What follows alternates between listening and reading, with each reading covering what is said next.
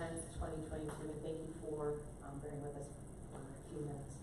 The time now is 6:05, and I'll call to order this regular meeting of the Town of Mead Board Trustees. In accordance with the town's disaster declaration dated March 21, 2020, related to COVID-19 virus and the town's emergency electronic participation policy for regular and special meetings, this meeting will be held virtually in Zoom. Virtual access information, including the Zoom meeting link, has been provided on the town's website and at designated posting places. I'd like to remind everyone present, both in person and virtually, of our town's general guidelines for public comment and open meetings. Copies of the guidelines are available in the back of the room and are also available online. There are 2 public comment opportunities tonight on the agenda for you to address the board on any subject, whether it is on the agenda or not. Mary, roll call, please. Mayor Whitlow. Here. Mayor Pro Tem Adams. Here. Trustee Babcock. Here. Trustee Broadhead. Here. Trustee Cartwright. Here. Trustee Harris. Here. Trustee Schranz. Here. Mayor Whitlow, today is Monday, October 10th, 2022, and you do have a quorum. Thank you very much. As we begin Fire Prevention Week, please join me in a moment of silence for those fallen firefighters.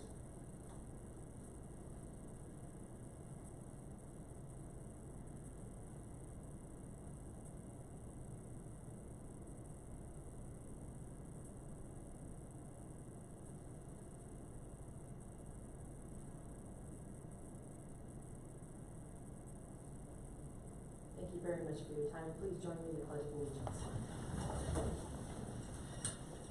I pledge allegiance to the flag of the United States of America and to the republic for which it stands, one nation, under God, indivisible, with liberty and justice for all.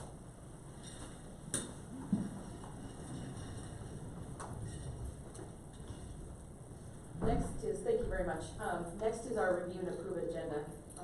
I'd like to move item number 7, which is our proclamation tonight, Fire Prevention Week, ahead of number 6, our informational items. So I'd like to put that to a motion to approve the agenda with that change. Is there a motion to go ahead with that?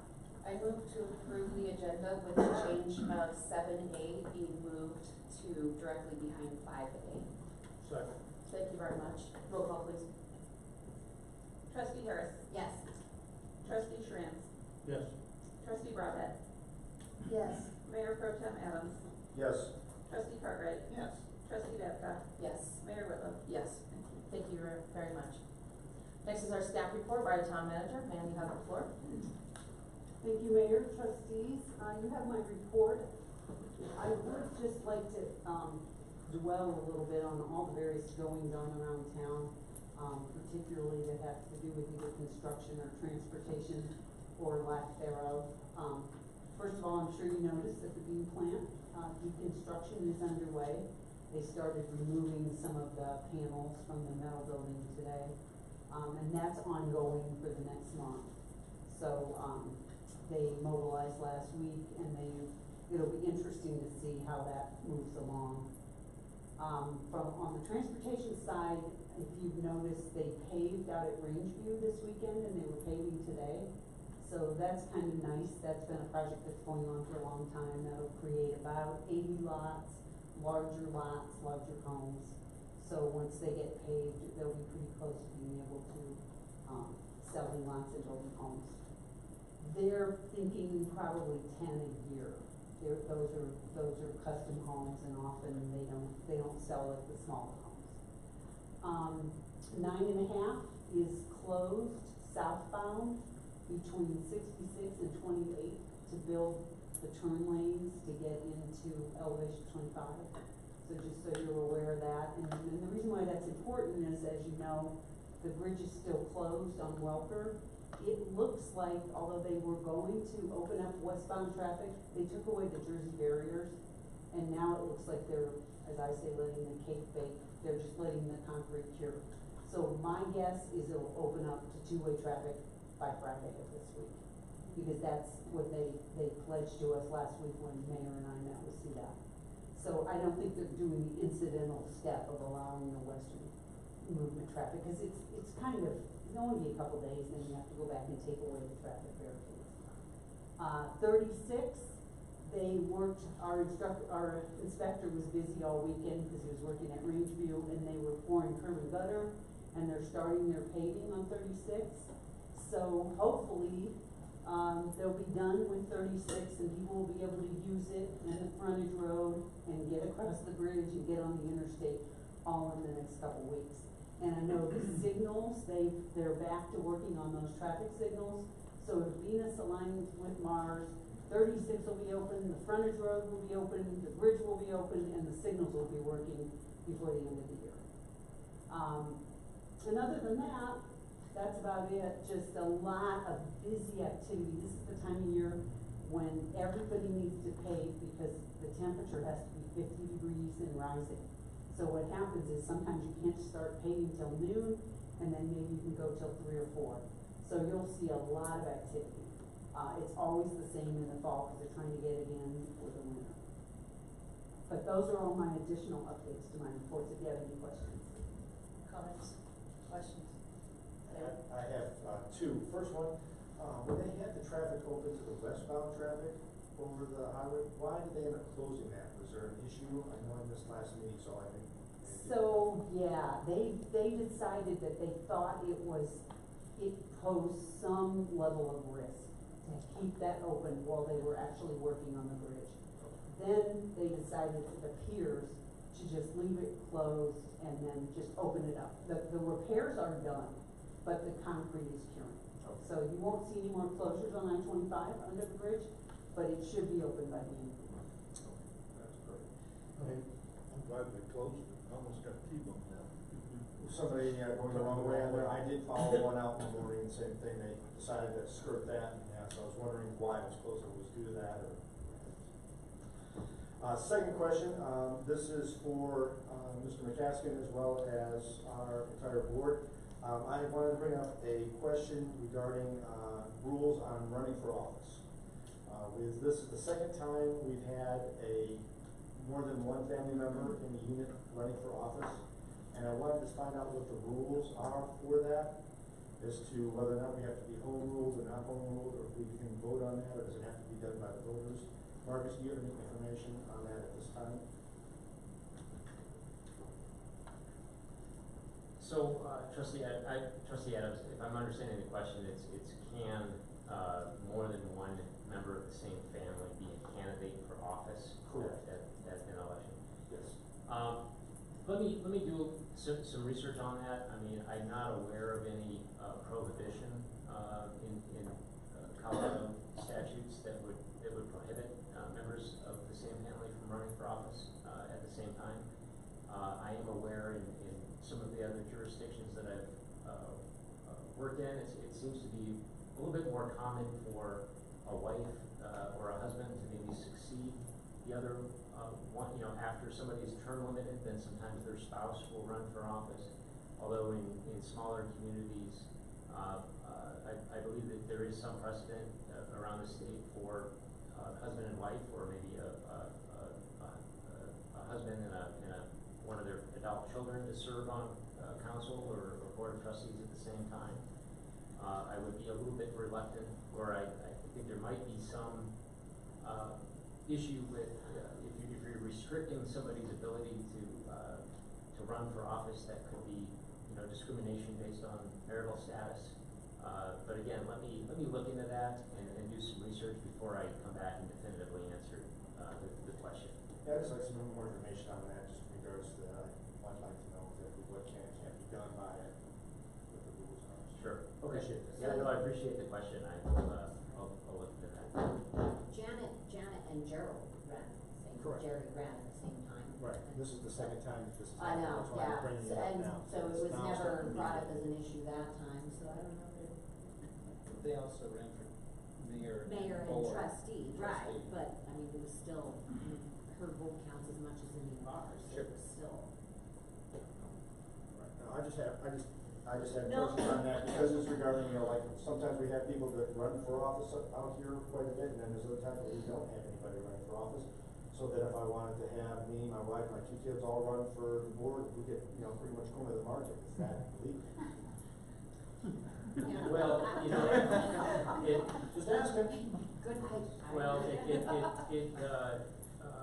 it would be interesting, trustee Adams, if all of you were elected, family dinners would be prohibited.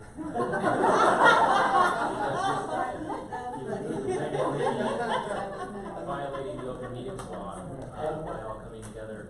The other concern was that there's not enough people running, then the potential is if there were 4 seats and only 4 people ran, it's pretty much a given. So that's my concern, is just, what are the rules around that, and how is that gonna play out? And if we can limit some of those things based on the number of people to say, well, you can't have X amount of people, maybe it's 2, but you can't have 3. I don't know what the rules are, or what we can or can't do, so that's why I wanted to ask. It's a good question. Let me look into the limits of, authority, and I'll come back and present I'll probably prepare a short memo and follow up with the board in that fashion. Appreciate it. Well, we're talking about rules, and we implement all other kinds of rules in election. You have to be a citizen, you have to live in the neighborhood for a year, we implement all those rules. Are those local rules, state rules, federal rules, all the above?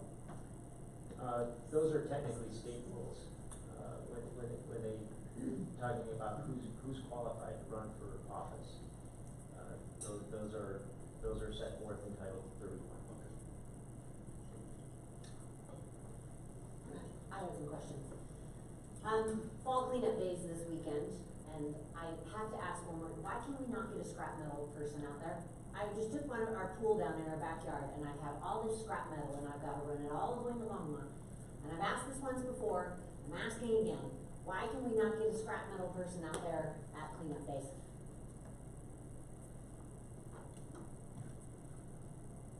I actually can't answer that. I assume we just haven't, it's an additional cost, or they're coming in. I mean, there are people who do it for free. Janet Crane's husband, he'll go around and pick stuff up at your house for free. I would imagine he would absolutely love to put a trailer out there and collect some people's junk and save himself some gas money driving around And like pick up appliances as well? yeah, like he does all kinds of stuff like that. I mean, I'm sure there are people that would do it for free, cause they do it, cause then they can go and get a little bit of extra money when they take it versus me throwing it in the trash can. Not that I'm gonna do that, but We have typically had one in past years, a specific dumpster that's assigned for metal. Unfortunately, people don't adhere to putting metal only in it, and it gets full of trash regardless, so that's. well, but if you had somebody who was specifically there to collect it, Yeah, it needs to be that marked. had like a trailer, but if they were collecting it for themselves to go and recycle it and get the money for it, they would obviously wanna be there saying, hey, I can't take that, go take that over to a dumpster over there. I mean, I would really like to see us do some scrap metal recycling out there next time, at least try.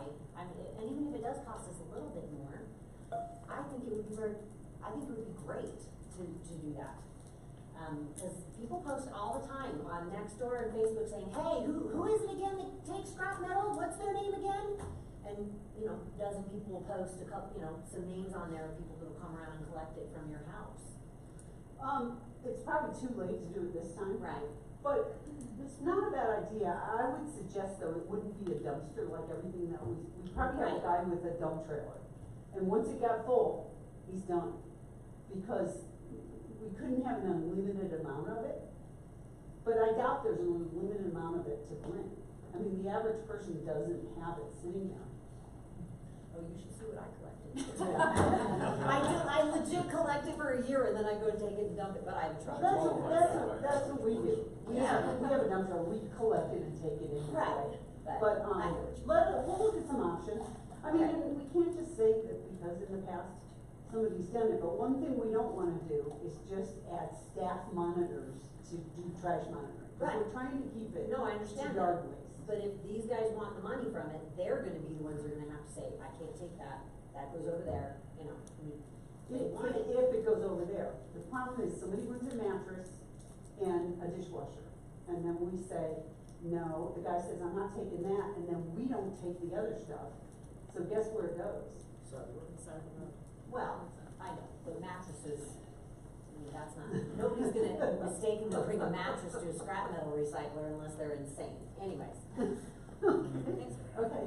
it's possible. Okay, so next thing, I saw on here, when you were talking about the, deconstruction of the building over here, you put on there that building 3 will be salvaged and staged for future erection of public works. What about the other buildings? This is the first I'm hearing about only one of them being saved. I thought we talked about saving them all. Erica, do you wanna come back up and, I know they're taking off the siding, and I doubt they're discriminating over which building they're taking it off of, cause if it's in good shape, they're keeping it, right? Yeah, just from Wanna make a, sure. yeah, we always anticipated saving one building. We landed on building 3 just because it was the newer one, it was the most feasible to, in the best condition, and it was the most feasible to reconstruct at some future time. Oh, well, that's the first I'm hearing about this. That's the first I'm hearing that we're not saving all of those metal buildings. When we talked about this before, we were told that we were going to save all of those metal buildings for later reconstruction somewhere, unless I'm wrong. Did somebody else hear something that I didn't hear? I thought it was all 3, but I thought it was more the structure, that we would bring those over to Public Works. I mean, to not necessarily. possibly use, Right. but yeah, I never thought it was one building. I thought it was all of them. I always thought that the 2 buildings weren't salvageable, there was only one left that was. I thought the infrastructure, the actual steel, the big, expensive part was. That's, you know, because obviously the siding, the roof, all that is trash, but I thought the actual steel beams, the structure was going to be safe. Well, they're gonna repurpose what they could repurpose. Well, yes. And that's repurposing, that's not moving whole building. No, we were never told they were gonna, we're talking the same thing, we're talking like the structure, the metal, Yes. steel beam structure, but is it because only one of the buildings, the structure is actually salvageable? Yeah, it's based on condition, and certainly, I mean, the cost of re-erecting it, on each side is fairly significant. So, I Right. mean, we're saving some future construction costs, with the one, which we think is maybe worth as much as $250,000 that we're gonna be able to save, but to put it back up is significantly more. Yeah. Right. That makes sense.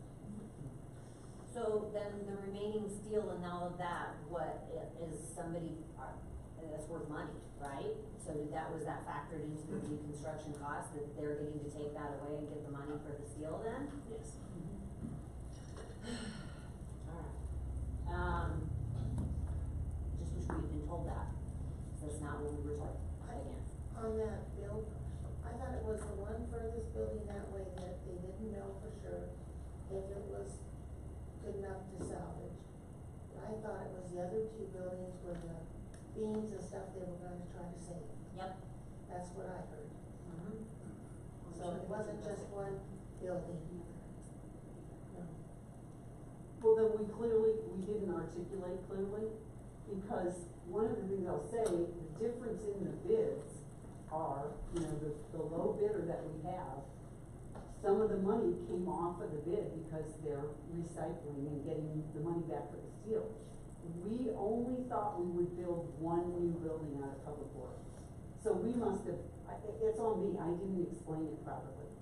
The idea was to take the best building, to rebuild it, so it's almost, I don't wanna say it like Legos, but the same structural members. The skin, some of it will be able to be used, some of it has holes in it. But we didn't intend to build 3 buildings out there, or 2 buildings. Well, no, I never thought we were intending to build 3 buildings out at Public Works. I thought we were going to store them out there at Public Works to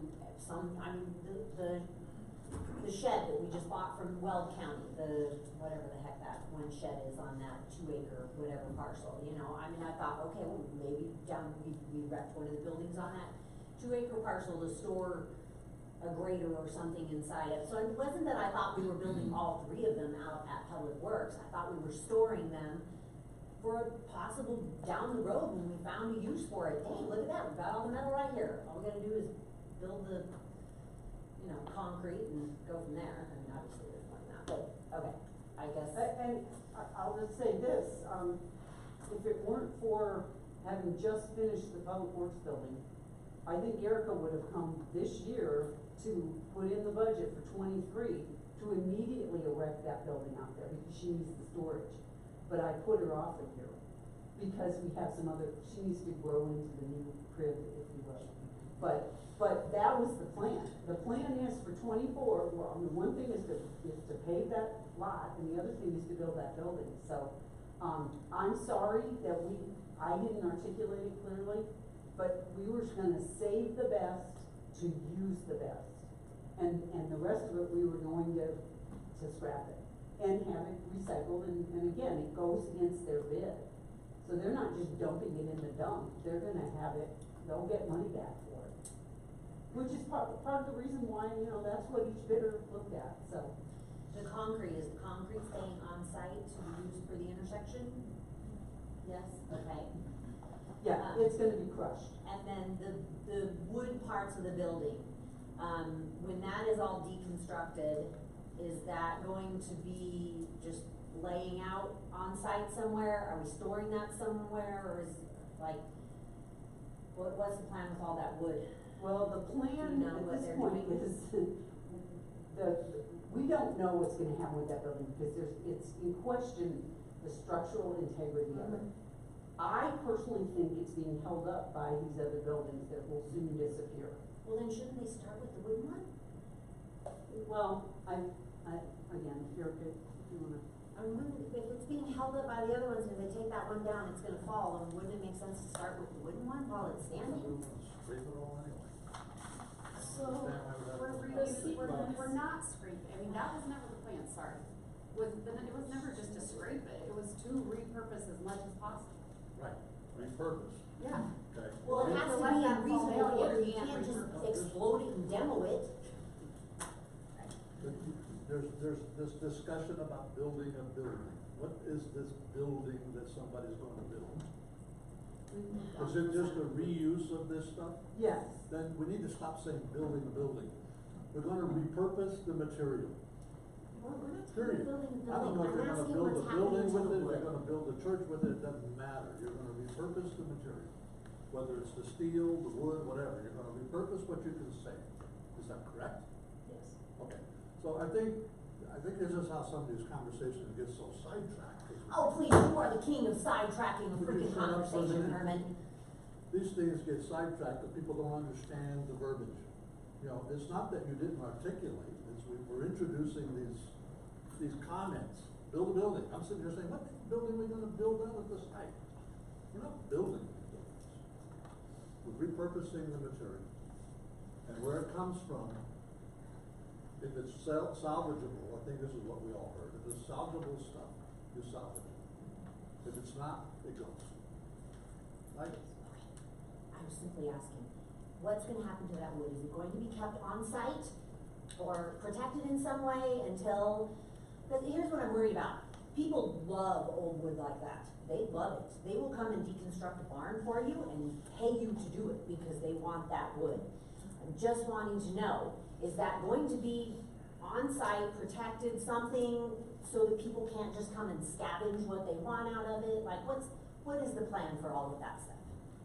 Yeah, so the contractor is responsible for disposing of all of that wood, and as Helen alluded to, we don't know how, what is the condition of it, how it comes down, is it gonna be a bunch of splintery pieces? Right. Certainly that's part of the reason for a fence with the screening on it, to keep people out, to keep stuff from falling out into the public space. Alright, so we don't actually have any kind of a plan to use it until it's actually deconstructed and we see what we have to work with? There is no plan to use it. What? No, we talked about repurposing parts of the wood inside the building, the new building, to create some sort of, I don't know, I use the word museum, but I don't think that's the correct word. It's more like a memorial to the An plant. homage. An homage, yes. We're gonna try to That's not structural. harvest Right, sections of that wall. okay. But the exterior, any of the exterior it has asbestos, or it has, lead-based paint in it. We aren't planning to keep it. We're not gonna have a pile of rubble over there that people can start sifting through. That was never the plan. The plan is to take it down, to try to save what we can to use in the design of the new building, and get rid of all the rest of it. When you There's say no- when you say the wall, what wall are you referring to then as being the one you guys have your, the eye on to try to reuse, what wall? We have tasked the contractor with cutting out a portion of a wall, like a 10-foot square piece, maybe even a corner piece that had some interesting architecture that we could incorporate into the new building, either as some kind of a display about the original construction, or maybe it's decorative in some way. But that is the only, in addition to that, some of the timbers, some of the larger timbers that don't have paint on them, that are on the inside. So we've identified those along with a couple of metal pieces that we wanna salvage and, figure out a way to incorporate them into the new building somehow. And the bean bins, metal bins as well. What about the agricultural equipment that's sitting outside of the building? What's happening, what's going on with all of that? The contractors hauling it out. That's not, It couldn't even be decorative? No. it's really, he stored his trash over there. It's not even really that old of implements. Okay. Yeah, no, I mean, because people in my neighborhood have those kinds of things all over Oh, their yeah. properties, like. Yeah, but Not that those. was like Not those. Okay. a metal trailer, really. I mean, it wasn't anything, trust me, I mean. Okay. Yeah. I'll trust that you took a better look at it. Hey, that main building's been for sale for a long time, so gotta see what you're getting with it. Okay. I have one thing to say with the deconstructing and using what we could at some point. That was what, we had been told, like with the structure, but Tricia, to part of it, it doesn't make sense to keep it all and No. store it, because that would cost money over time, whereas to keep what we actually know we can use and then have them recycle or repurpose or reuse, or someone who actually can use it right now, would be way more cost effective. Right, no, I mean, obviously, if they're having to take it down with a backhoe, they're not gonna store it there and keep it for anything. Right. But I guess if they're just gonna let it fall when the metal side comes down, then is there really gonna be anything other than a 10 by 10 square of wood left? I think the buildings are holding it up enough, but and then the lead paint issue, we couldn't reuse any of that, no matter how much, how awesome it is, which just is part of the sad part of taking out the little buildings, so. Yeah.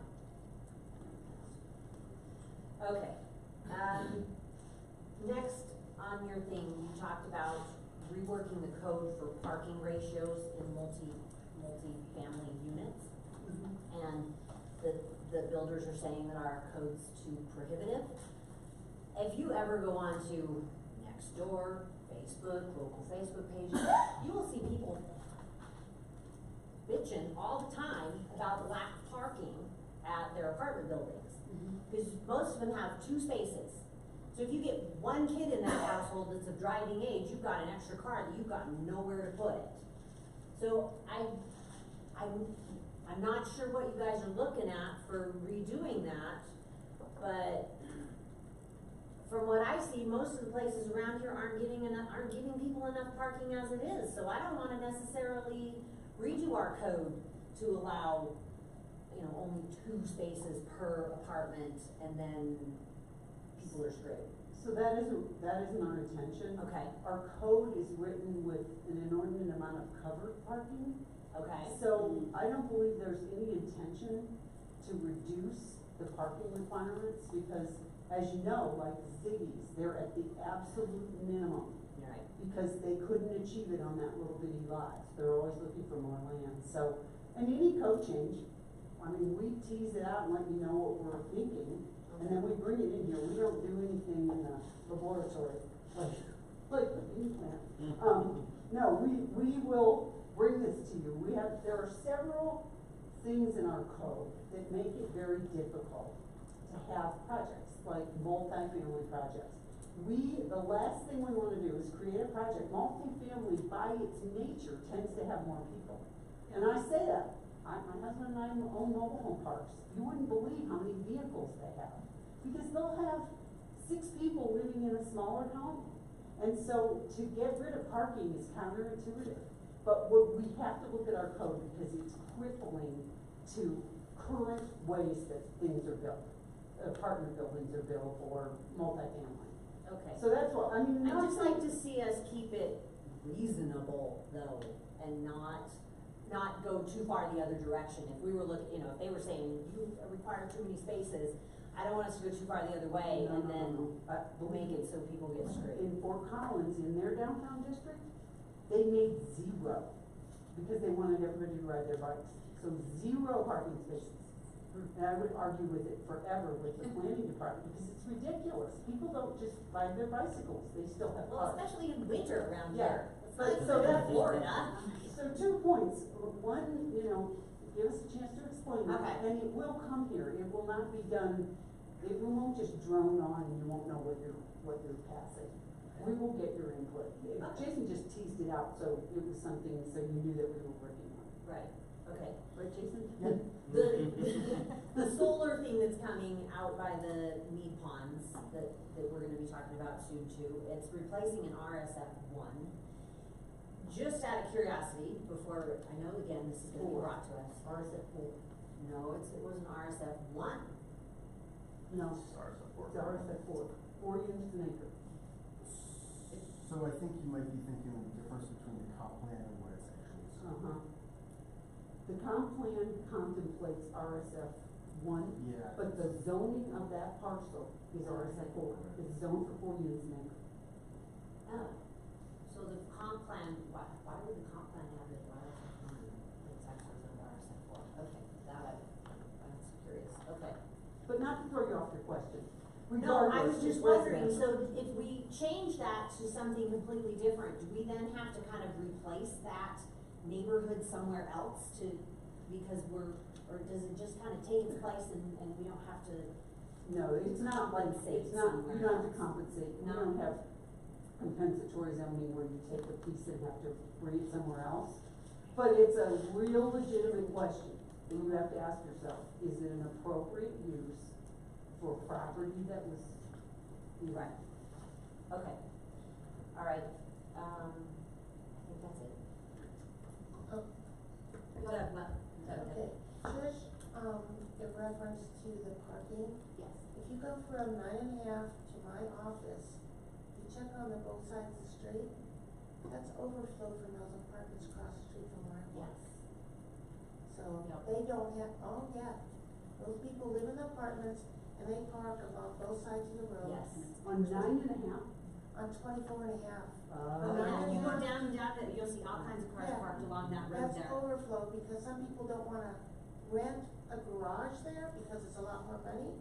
And then they don't give them enough parking spaces, and if you have a teenage kid going to school or whatever, or if you have 2 adults living in an apartment, there's not enough parking spots, so they're parking alongside the road.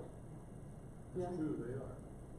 So. But you find that in home neighborhoods. Yeah. I mean, we do have families with two, three, Yeah, 4 so- drivers, they have to park on the street. Yeah. So it's irritating when apartment buildings do that. So no reduced parking, just covered maybe. No, I mean, again, we'd like to revisit it in that context. I totally agree. And I believe the higher the density, the more people live there and the more cars they have. So we'll take your comments and. Well, and if they rent them out, like say you get a 3-bedroom apartment and you get 3 kids in each one of those rooms, like my daughter was doing, you're gonna get 3 cars with that too. I mean, it's not even just families, a lot of those become rentals. And they rent them out by the room. And so, again, I think it just creates way more issues in other areas. I mean, obviously, if they're parking all over the street, and then they're having to walk down streets with no sidewalks. It's not safe, especially at night, when there's no lights over there, And I just don't wanna see us reduce them too much. Anything else, Marilyn? I just wanna say the Marble Farms looks great, the park. Very nice. Thank you very much. And the signage around town, just the one just right by the Welker crossing, so thank you very much, you guys, it's just a pleasure, so thank you, Helen, for your report. Alright, we'll move on to our proclamation for tonight. It's Fire Prevention Week, which is October 9th through the 15th, and I've asked Trustee Babcock to read the proclamation. Proclamation declaring October 9th through 15th, 2022 Fire Prevention Week.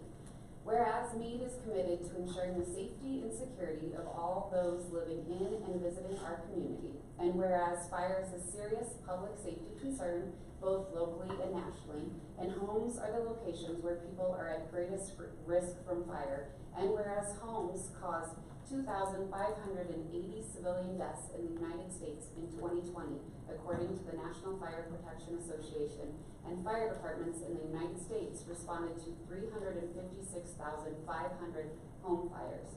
And whereas residents who have planned and practiced a home fire escape plan are more prepared and will therefore be more likely to survive a fire. And whereas residents that are responsive to public education measures are better able to take personal steps to increase their safety from fire, especially in their homes. And whereas Mead first responders are dedicated to reducing the occurrence of home fires and home fire injuries through prevention and protection education. And whereas the 2022 Fire Prevention Week theme, Fire Won't Wait, Plan or Escape, effectively serves to remind Mead residents it is important to have a home fire escape plan. Now, therefore, Colleen Whitlow, Mayor of the Town of Mead, does hereby proclaim October 9th through 15th, 2022 as Fire Prevention Week, and urges all the people of Mead to plan and practice a home fire escape for Fire Prevention Week 2022, given under her hand and seal of the Town of Mead, Colorado, this 10th day of October, 2022. My favorite deputy chief is here tonight, Jeff. Thank you very much for being here. Would you like to say any words on that? Yeah, I'd sign like- the proclamation and have a little photo. No cake tonight. Is there cake? No, just carrots, but there's lots of carrots over there. Okay. Thank you for the proclamation. We do appreciate that the town takes the safety of their citizens very seriously. We are behind it 100%. For us, Fire Safety Week is 52 weeks a year. It just so happens we try to be annoying and remind everybody to do it at least once a year. October is our busiest month for education and fire prevention. Our fire marshals are inspecting all of the schools in the district. There are 30-something of them. So they've been out all week and next week and the week after that. Our community outreach educators are visiting the elementary schools. They're going to hit as many of the classes as the teachers will allow. We also did CPR in the high schools. Not quite fire safety, but we try to help them out where we can. One thing that's coming up that is not quite in October, November 6th is the time change, basically fall back your clocks. We remind everybody to change your clock, change your batteries. Even the powered, AC-powered smoke detectors have a backup battery in them. That needs to be changed as well. You take that battery and use it for something boring that's not life safety. I'm the guy that has 16 smoke detectors and CO detectors in his house, and so I'm a busy boy that night, changing them all. If you have any questions. Thank you. Thank you. Thanks for being Be here. safe. Okay, is there a motion to approve the signing of the proclamation tonight? I'll make the motion to approve the signing of fire, what is it called? Prevention. Prevention. Second. Thank you very much. Roll call, please, Mary. Trustee Babcock, Yes. trustee Shranz, Yes. trustee Cartwright, Yes. trustee Broadhead, Yes. trustee Harris, Yes. Mayor Pro Tem Adams, Yes. Mayor Whitlow. Yes. Thank you. Thank you.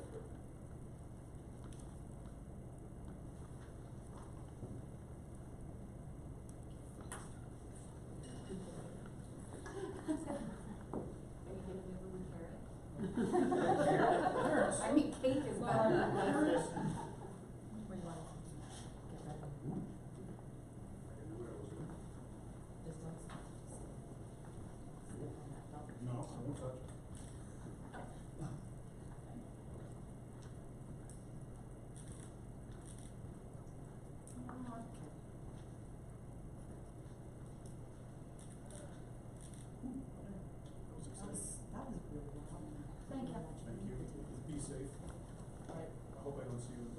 away.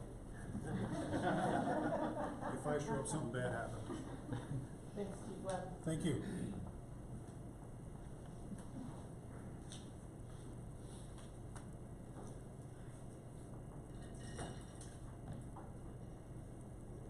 Thanks everyone for helping, Chief Webb and his proclamation. And, fire prevention week is very important to not only me, but for our state and for our nation. Our first informational item is United Power Capital Credit Presentation, and that I have the pleasure of introducing Bill Meyer. He is our United Power Senior Community Affairs Representative for our area, and sir, and Jean, thank you very much for coming tonight. We appreciate you and everything you do for our community. Thank you, Mayor Whitlow, and trustees and staff. It's our pleasure to be here tonight to present the capital credit check. I'm accompanied by Jenny Busick, who is a board member for United Power. Not really Vanna. And we do this to recognize and to recognize our partnership with the town of Mead and emphasize our relationship in the community. Relationship to United Power is very important, and that's why we eagerly sponsor town events, the Mead Community Days, Mead Chamber of Commerce. We, from time to time, partner with Mountain View Fire Department. We've served hundreds of people right outside this door on occasions in the park here. We support St. Vrain Senate, or, well, the Sanitation District, but I meant to say the St. Vrain Valley School Board and their events, and the Mead Energy Academy. And Jenny and I recently spent a full day at Boulder County Fair purchasing livestock from the 4-H and FFA exhibitors in support of, and many of those come from not just Weld County, but specifically from the Mead area. So we try to be precise to support the kids who come from families who are members of United Power, but and that gives us a chance to get to know them in the course of discovering that little tidbit as well. So we're very proud to be in the community and to be supporters of the community. And Jeannie, I know you may have a few words to say, but Herman and I were chatting a little bit before, and with all the conversation about the Bean elevator building, as I call it, in my long ago past, I had the occasion to both upgrade the transformers on the west side of the building and install the transformers on the east side of the building. And so when one of our customer service representatives from United Power just sent me a message and said, I just got a call to remove the service, what all should we do? I was familiar in my memory with exactly what is here and could instruct them to leave the transformers but drop the overhead line in both cases so that the coast was clear for demolition. So on my part, it's a pleasure to even have just small parts over a long period of time with the town meeting. So Jenny, would you like to say a few words? You may know, United Power is a non-for-profit co-op, and every year at the end of the year, the United Power Board looks at our financials to see if we can give back margins. And those margins at the end of the year, we contribute to capital credit accounts. Then we look to see if we can retire those capital credits, and that's based on the financial well-being of the corporation, because we want to keep your lights on 24 hours a day, 7 days a week, so we have to have the money to run. But the money we return is the money that comes out of your bill that helps build the distribution system. That's why you're an owner. You actually own the lines, the transformers, the substations. All the buildings are owned by the members of United Power. So that's why we are able to give back capital credits. It's probably one of the best things about a co-op that makes us grounded in our communities is that I am a member, just like everybody else in this room, and I am elected by the members, and we have elections every single year. So we're part of the community and we're invested in the community. I know Chief has left, But United Power was the first co-op, as far as I know, in the state to have a formulated fire prevention plan. We started with our mountain territories. We thought it was important to address the plains territories. I'm sad to say we were very right, as we all saw a little while ago, but be assured we are doing what we can to help prevent fires. We're wrapping our poles so that they're 6 to 8 feet high. That's, Bill will tell you, he's a farmer, he knows where the fires go. So at every turn, people like Bill are trying to figure out the best way to run our system and our co-op. And you are the people that make it work and the reason we do it. So thank you very much. You may not know, Bill is 34 years. At United Power? At United Power. Plus a few more than that. 36. He knows your community as well as just about anybody here, and I can tell you, he truly loves the people he works for here. So thank you for letting us come and visit with you, and every year we hope that check is gonna get bigger and bigger. And if you need anything, you can always contact your directors. I forgot to tell you, Ursula Morgan is apologizing that she couldn't be here tonight, but she had to take care of some family business. Otherwise, she would be here, so she sends her best. All right, thank you very much. Thank you very much for both of you for being here tonight. Thank you for the money too. Of course. Use that. You're welcome. The rest of your information. I have a little bit of a script here with information, so let's go through that before we bring the check up. Jenny didn't mention, but recently United Power passed a very important milestone of over 100,000 meters served by United Power. And that is a significant number, and it's significant on a national level among rural electric cooperatives such as United Power. So Mead and its residents have played a big part of that growth, and we are very proud of that. There were over more than 2,600 meters in the town of Mead, and those members pay over $4.9 million annually in electrical purchases to United Power. The town itself has 15 meters and pays over $110,000 annually. Our franchise fee is 3%, and that returns about $146,000 annually to the town.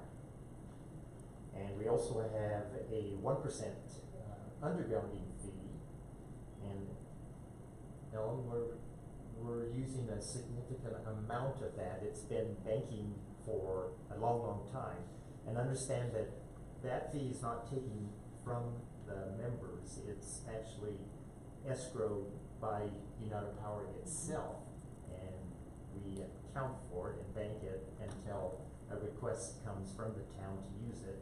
And in this case, we're using it on the undergrounding of Welter and 3rd Street, and that's a very large project. And again, it's been 25 years in the making, but finally to fruition, or at least I see power holding going on, so I know we're going to be starting very quickly on that. So tonight, we're proud to present a check to the town of Mead for $2,092.87 for the 2022 capital credit return. Thank you very much. Thank you. And I'd love to give you each a card, just so you know that you can contact me or any of the directors at any point in time. If you can't find Bill, I don't know how that's possible. Also, the head of operations was sitting in the parking lot of Guardian Angels today when I went by, and they are working on all of the different things, projects that you have going. So we're in the community and invested in the community. You guys are growing like crazy, so hold on to your hats. Let's get a picture of the big check. Okay, all right, can we all be in the big check? Absolutely. All right, Yes. all right, all big check. I know where Big I check live. picture. You know where I live, yes. We usually like to have the whole board of it. All of us. All of us.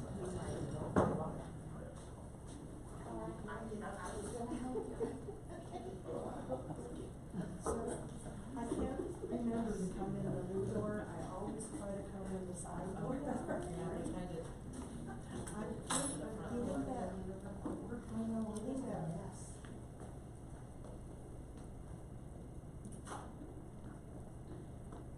we count.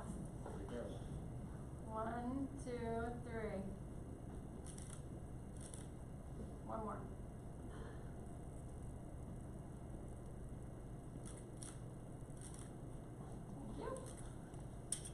Thank you. Thank you.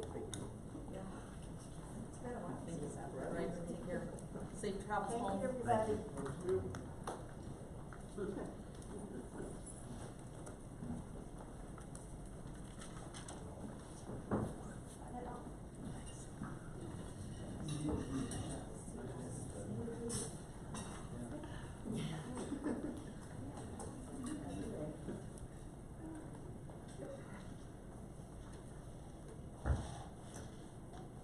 Hi. Hi. Okay. Second informational item tonight is, I would call it the Mead Community Center. Taking the bean plant out, put Mead Community Center in there tonight. It's being introduced by our town engineer, public works director. You have the floor. Thank you. And before I get started on that, Trustee Harris, I just wanted to let you know that I misspoke earlier. I did confirm with our operations manager, we do have 1 dumpster for metal recycling. And we have had that in the past. So I pulled up what's on our webpage, and I don't know where that confusion came from. We don't take appliances, but, we do take other metals. Cool. So I can back my truck, I don't even have to drive a lawnmower. Okay.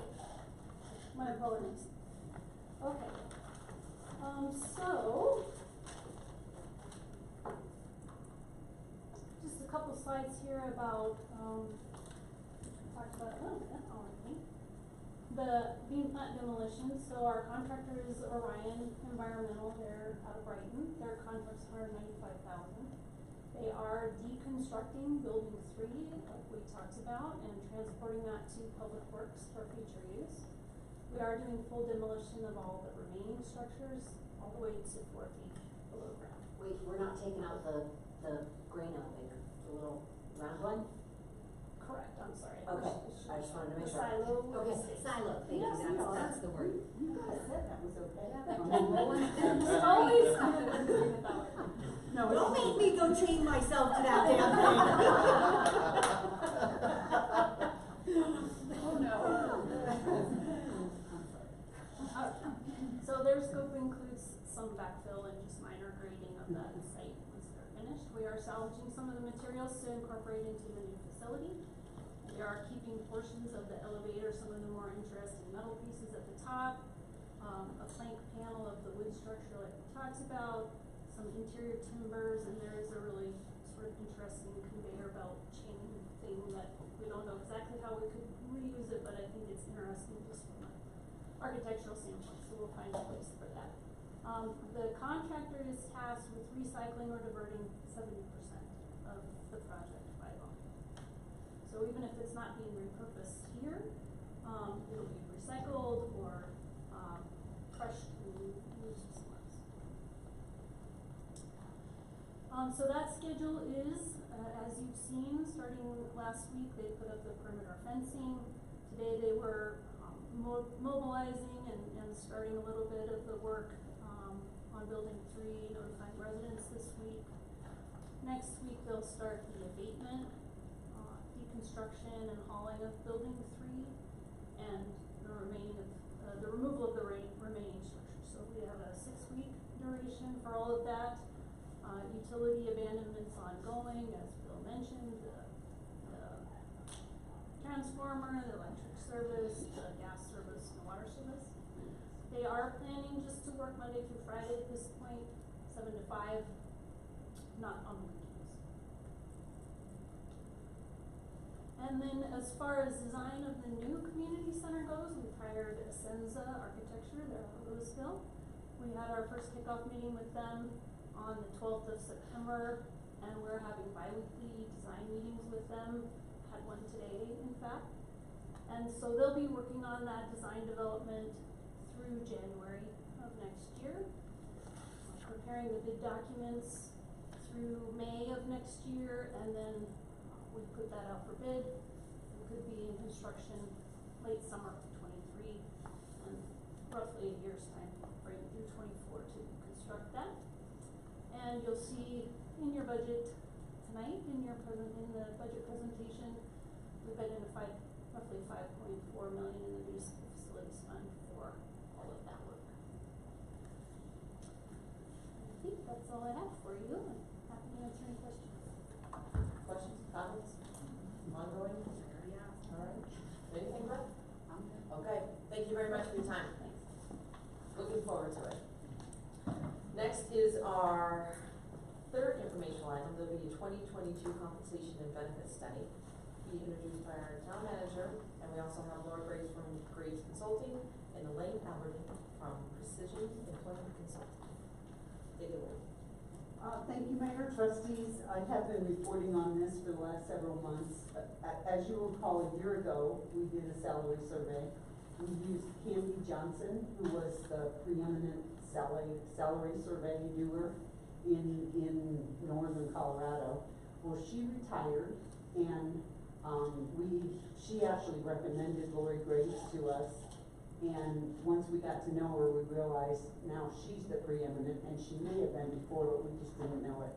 So she actually lives in Tulsa, Oklahoma, where I was last weekend. And she has been phenomenal to work with.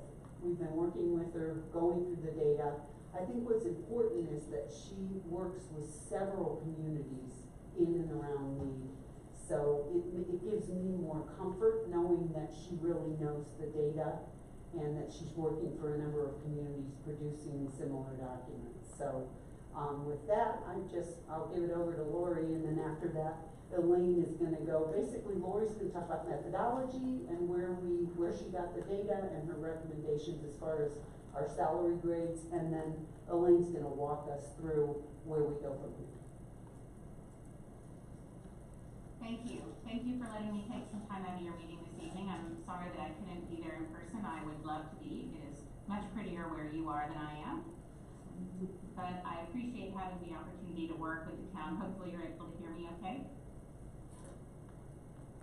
Yes, we can hear you just fine. Okay, great. I'm gonna share my screen. I've got a presentation I'm gonna go through. Again, as she mentioned, we have been working on this project collaboratively for several months now. The data that we used came out in the summer, and so we've been kind of working diligently since then. And because the town of Mead is a new client, we spent a lot more time at the beginning really making sure we understood the current structures, the current jobs, and that type of information. So we're going to go through kind of a high-level overview, and there should be plenty of time for questions.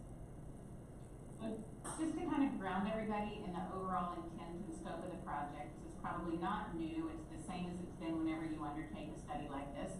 But it's critically important that the town be able to continue to recruit and retain the talent that you need. And one of the key ways to do that is to ensure that you're paying competitively to market, right? And we know that that has been quite a bit of a moving target for the last 12 to 18 months.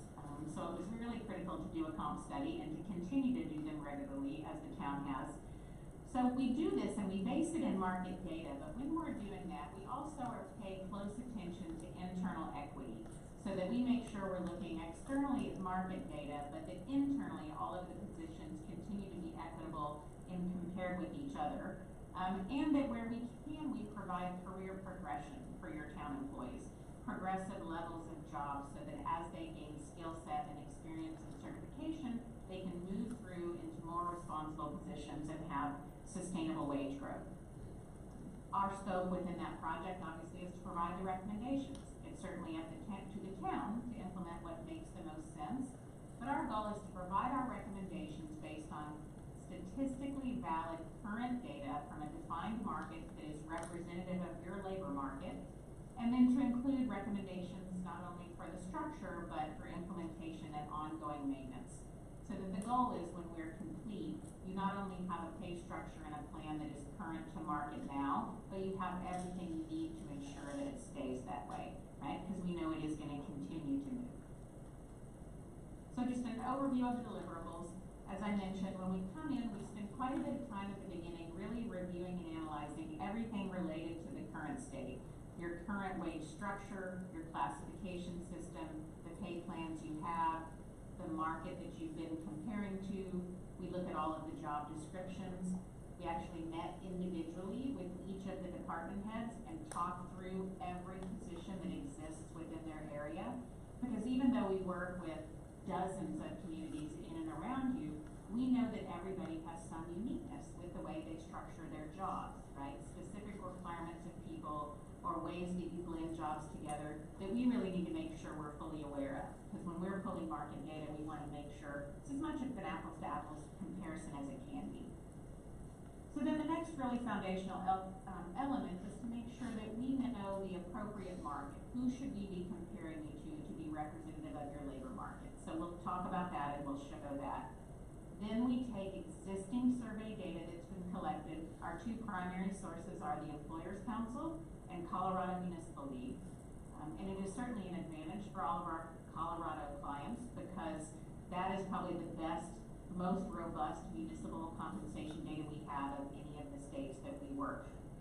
So we pull that data, and from that information, we recommend a pay structure and a classification system that makes sense for not only all of the jobs you have, but for, again, the uniqueness that might exist in those jobs. Once that's been done, we provide a financial impact analysis so that you can fully understand the cost of implementation. Again, keeping in mind internal equity and pay compression, which is really a big part of this, particularly in a labor market that has been rapidly moving, right? Pay compression is a big issue when rates are going up and you have to hire new people in at higher rates than you have before. You need to make sure that your current staff are moving through their pay ranges so that their wages don't get compressed against people of lower tenure. Most of this project was based on looking at base pay, but we did additionally do an analysis of benefit plans, and we've got a comparison that we'll show on that towards the end. And then obviously we wrap this up with a comprehensive final report so that everything we've talked about is documented for the future. Just a little bit of context on obviously why a comp study is important, and I probably don't, need to convince everyone because obviously the town has had a great habit of doing this on a regular basis, but it's been a very unusual year, right? We saw coming into 2022, we saw one of the largest increases in Social Security that we've seen in, 10 plus years, and now I'm hearing forecasts that it's possible the Social Security cost of living adjustment for next year could be double digits, which I can hardly wrap my brain around, but this is where we find ourselves right now in this inflationary time. We know that inflation has hit the Denver area and the northern Colorado area particularly hard. You can see the CPI number here. This is the July number. The August number came in just about the same place, about 8.1. The Fed has increased rates 4 times in a year for a total of 2.5 points, which is also feels a little unprecedented and certainly puts huge pressure on housing costs. And one of the things I think it's important to understand is that when you enter an inflationary, rapidly moving labor market like this, the town is really going to be forced to incur higher labor costs whether you implement a new wage structure and proactively pay people more money or not, because turnover is very costly, right? When employees that you have trained and brought along decide to leave for more money somewhere else, there's a lot of money that follows them out the door that kind of passively bleeds out of the system that we don't necessarily pay attention to. And then when you hire new employees to replace them, obviously you're forced to pay market rates, even if you haven't necessarily adjusted your structures. So being proactive and making those adjustments saves money in the long run. We talked about this definition of market, which really just means who are we comparing you to? And these organizations what you see listed here, Employers Council breaks all of their member organizations up into regions. And this really makes up both the Denver-Boulder and the Northern Colorado regions as far as all of the organizations that report their data to those surveys. This is not a departure from the way that you were looking at in the labor market before. This is a very similar cut of the data to what has always been used, and we feel like it's still appropriate. We do also include private sector data for those jobs that you have that also exist in the private sector. We know that's not all of them, but there are some, and it's important to make sure that we're looking at that as well. So from an overall process and methodology, when we're pulling information from these surveys, what we're pulling are the actual wages being paid to employees doing similar work in these other organizations. So we're not just looking at their pay ranges and comparing them to yours and saying, oh, okay, close enough, right? We wanna know what are you actually paying people. And then we also have to look at that data and scrub it and analyze it to make sure that we've accounted for the uniqueness that might exist in your jobs, right, that we've discovered through the discovery process that we've had to this point, right? It may be that you have a job that looks very much like a survey job, but you may have a higher certification requirement or a higher experience or education requirement. Or many times, particularly in smaller communities, you might be asking somebody to play a blended role. It is, you know, one person really doing two different jobs, so we might need to blend those benchmarks together. So we spend a lot of time really making sure that we're getting an apples to apples comparison on every job. And obviously our goal is to match as many of the jobs as we can to the external data, because that gives us a really solid foundation for our recommendations. Right now, just kind of an overview of your current state, there are two pay structures. One that we call the general government structure, which basically just means all of the jobs except for the sworn police, right? You have a current structure that has 15 pay grades and ranges. They vary in width from 30 to 50% wide. And really the key difference in this and what we're recommending is your current structure, all of those pay grades that are on it, they vary as far as how far apart they are from each other. Some are as close together as 6%, some are as far apart as 20. And I'll talk in a minute about why that makes sense, but essentially the grades were built around the market value of the existing positions, but I believe that the town is now at a size where it makes more sense to build a very consistent structure, and I'll show that here in a minute.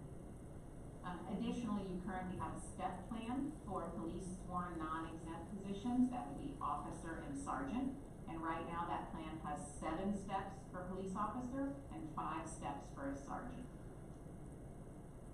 What we're recommending is really just a little bit of a redesign to each of these structures. It's not a dramatic departure. I think the work that's been done to this point has been very good, and as was mentioned earlier, Candy Johnson was incredibly good at what she did, and I know has taken good care of the town.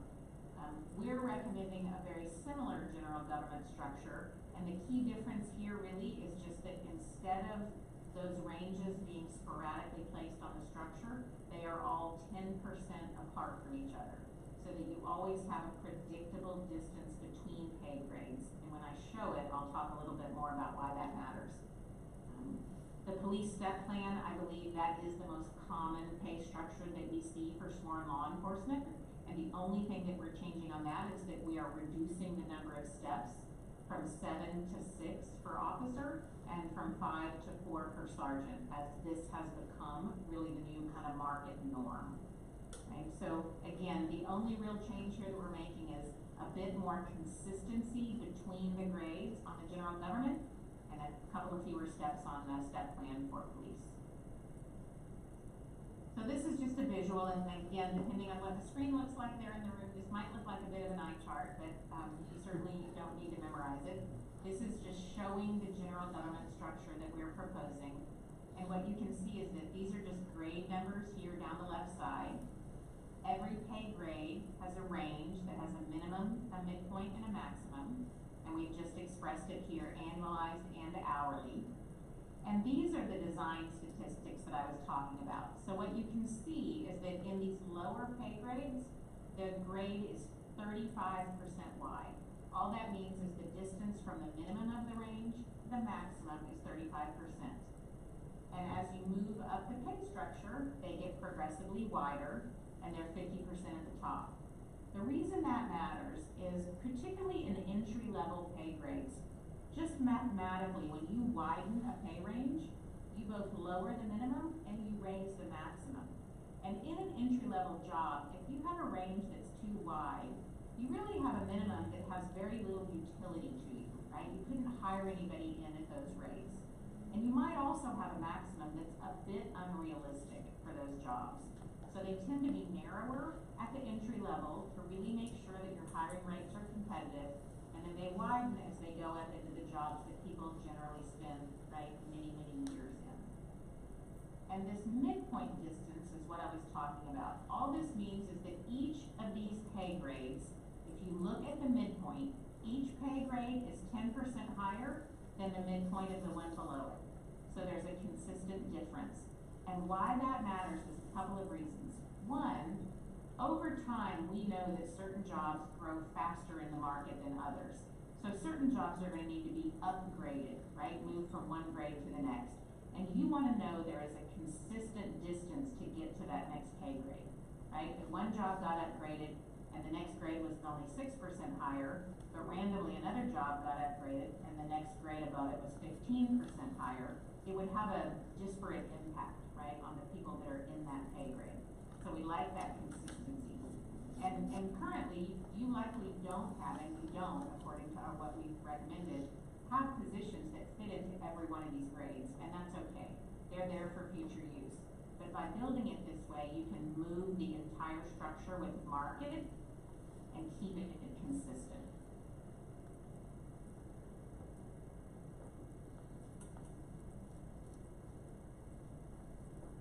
That we talked about, right? Step plan is obviously very different than what we were just looking at, is what we call an open range plan. A step plan simply has predetermined steps that the officers or the sergeants move through annually, assuming, right, no performance issues.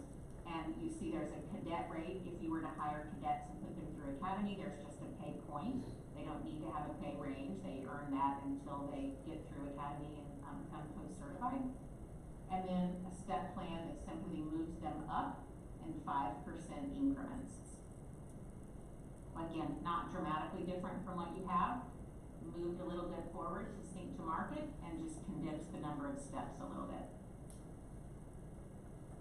So the high level impact of implementing this structure, you know, it means a few things. It means there are some positions that have changed relative position on the listing, meaning they might be higher or lower than positions they were previously grouped with. Again, because we know that not all jobs move at the exact same pace in the marketplace. Additionally, obviously, external market is our primary thing that we look at when we're placing positions on the structure, but we do consider internal equity and career progression. In other words, we want to make sure that the way people generally move through positions and promote through different jobs, that we place them on a pay structure in a way that encourages that. And with all of this, when we do the analysis, the good news is there are only 9 incumbents or current employees within the general government plan whose pay rate currently is below the minimum of the new range that we're recommending that they be placed in.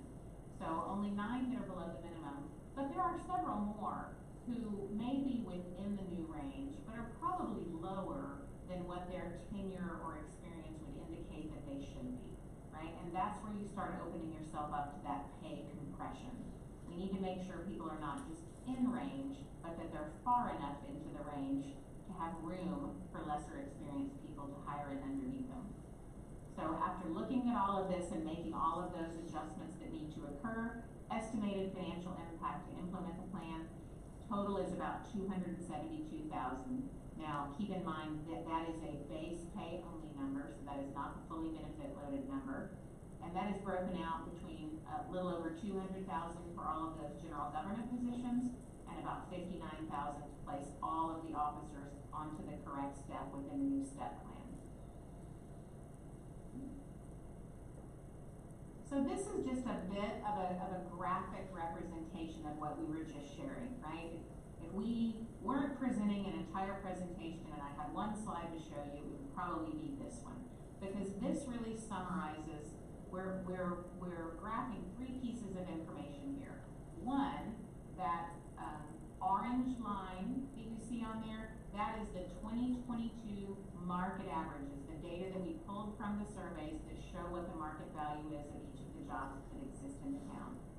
That gray line, which you almost can't see because it's just about on top of the orange one, that's the midpoints of the new ranges that we're proposing. And you can see that those things are lined up almost exactly, which is exactly what we were trying to do. We want all of your jobs to be placed in ranges where the market average sits around the midpoint, so that you have the flexibility to hire newer, less experienced people in lower than that, and have longer tenured, more experienced people be higher than that. This blue line is actually graphing the current rates of your employees that are in those jobs. And you can see that it tracks, but that it sits below really kind of across the board. And that's really just a representation of how much the market has shifted, really just in this year. You know, it's been rapidly moving for about the last 12 to 18 months, but particularly in the last 9 or 10. So you can see that this doesn't, most of them are not below the minimum of the range, but they are pretty consistently across all the jobs below midpoint. So now we'll talk just briefly, I just have a couple of slides, we'll talk about the benefits review. What we did here, we reviewed what I kind of call the big three, right? That is the cost of health insurance to your employees and how that compares to market averages, the amount of retirement contribution that the town makes on their behalf, and then paid time off, right? The three biggest elements when you look at a total compensation package. And the good news is, right, the spoiler alert, the town is competitive really across most of those categories. So what I've got here is a bit more detail, and it's broken out by benefit. What you see first are the health insurance plans, right? So the monthly cost of health insurance that your employees pay. There are two separate plans that you offer, an HMO and a PPO plan. And what you see here are the monthly employee costs for that coverage. The data that is here, the Employers Council market data, this is from that Employers Council survey. It is specifically municipal governments in Colorado. So it is a pretty apples to apples comparison. And these are the average monthly costs across that book of business. And what you can see is that you're very competitive at the employee-only level. Having an option that allows employees to have health insurance coverage with zero premium is a huge benefit and a big recruiting and retention tool.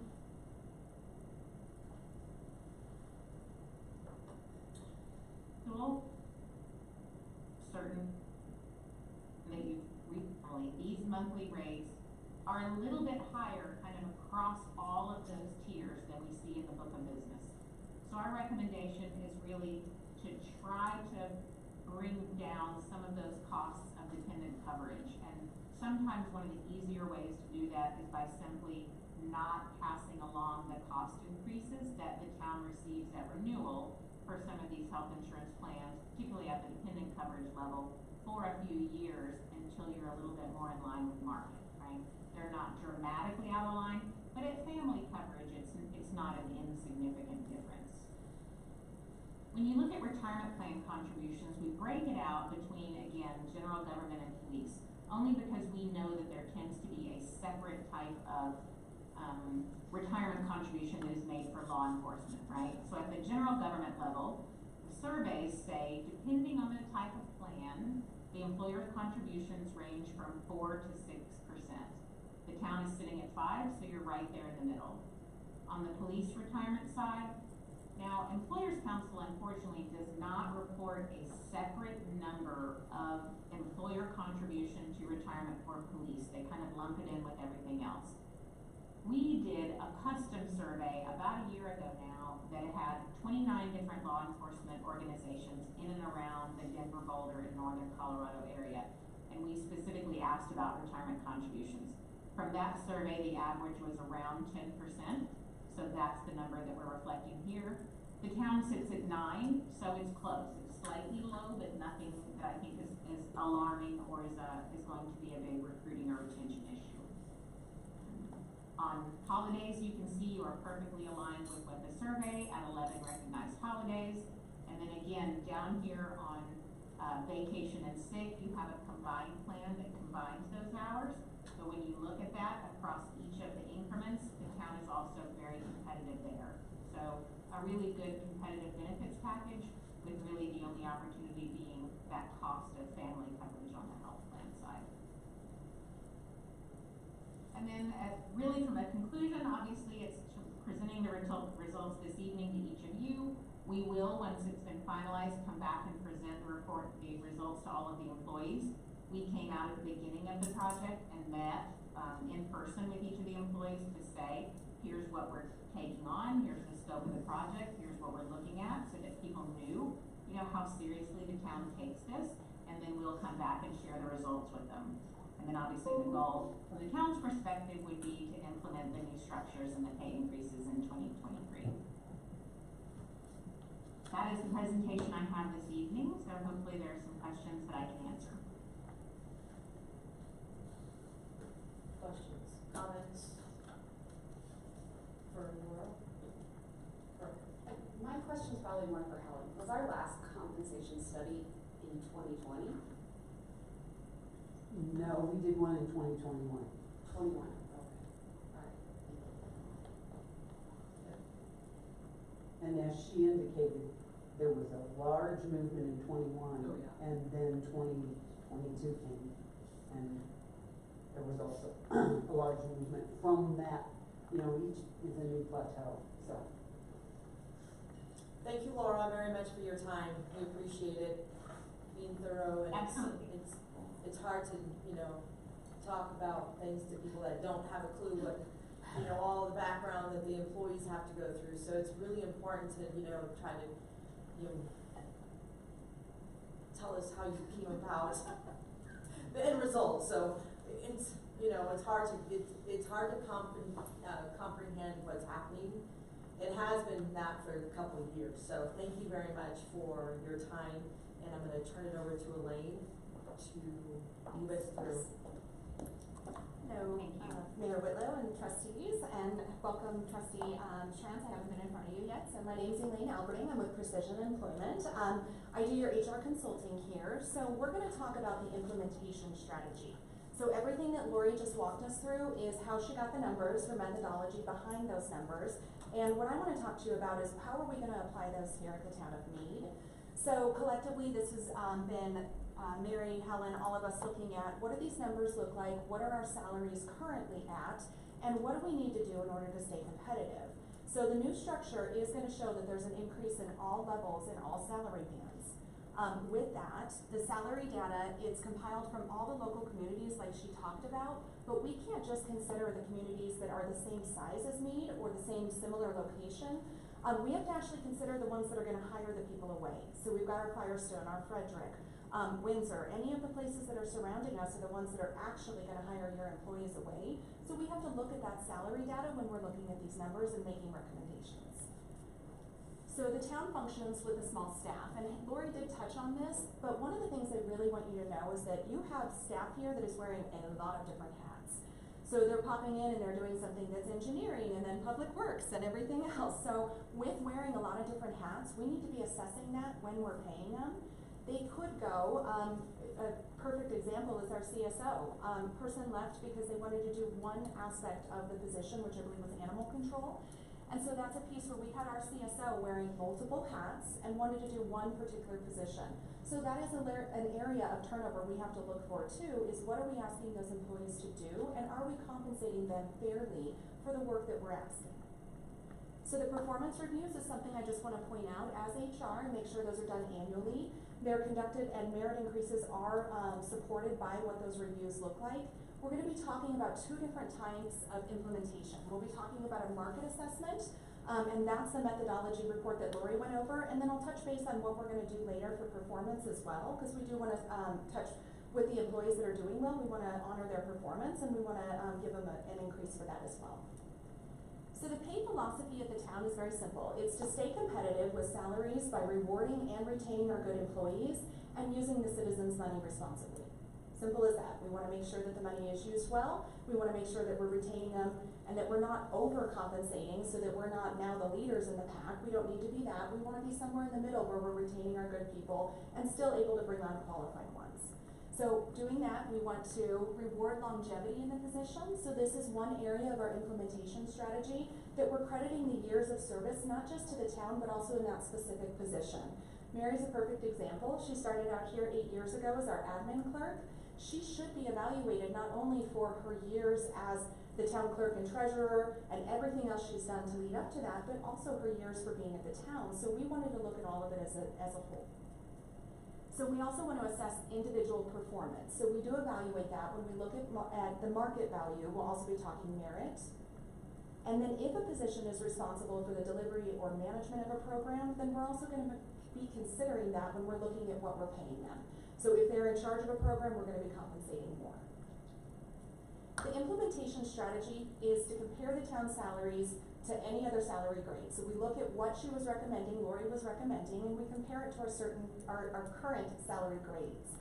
And then we take the recommended adjustment, which was 5%, and if there needed to be an additional amount, so maybe somebody is wearing multiple hats, maybe somebody hasn't been evaluated, maybe there's compression issues, we would look at those and make sure that we're evaluating that as a whole, but consistently for the market, we're looking at a 5% increase. And the recent CML listserv shows that all other municipalities are going somewhere between a 5 and 10%. Some of them are having to break it out incrementally. I work with one other municipality that's able to do 5% now across the board, and another 5% for a certain threshold underneath a salary, and 4% for people over that threshold. So they're doing 9% over the course of the year, but they're having to break it out twice, or into 2 separate payments, or increases. And so in addition to the market-based increases, the town's also gonna be doing the merit increase like we talked about. So in June of 2023, when the performance reviews have been completed, and we'll correlate those to the merit, there's a potential to earn up to another 2%. So that gives the market value of keeping our employees here because we're paying them to the fair market value. And then we also have up to the potential 2% performance-based that's gonna give us a chance to reward them for the work that they're doing. We do have a different implementation strategy for our police officers. We made significant movements in 2021, and that was to retain our officers. We also made big movements with town employees, but nowhere near what we did with officers. The officers pay, I think I'm wrong on this, but it was about $60,000, I believe, and we brought it up to $70,000 in 2021. Big jumps for just a level 1 officer, and that needed to happen in order to recruit. You were potentially gonna lose officers that had been here for a year or two to other agencies around here, and so we did make those big movements, and based off the fact that we did those big movements last year, we're not asking for that this year.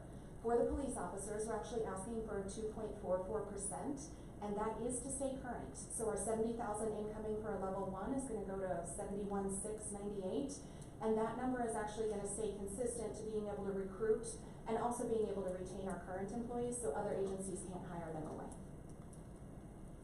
And then the proposed step plan reduces the steps, like Lori mentioned, to a 6-step program instead of a 7. That's just to get consistent with what other agencies are doing.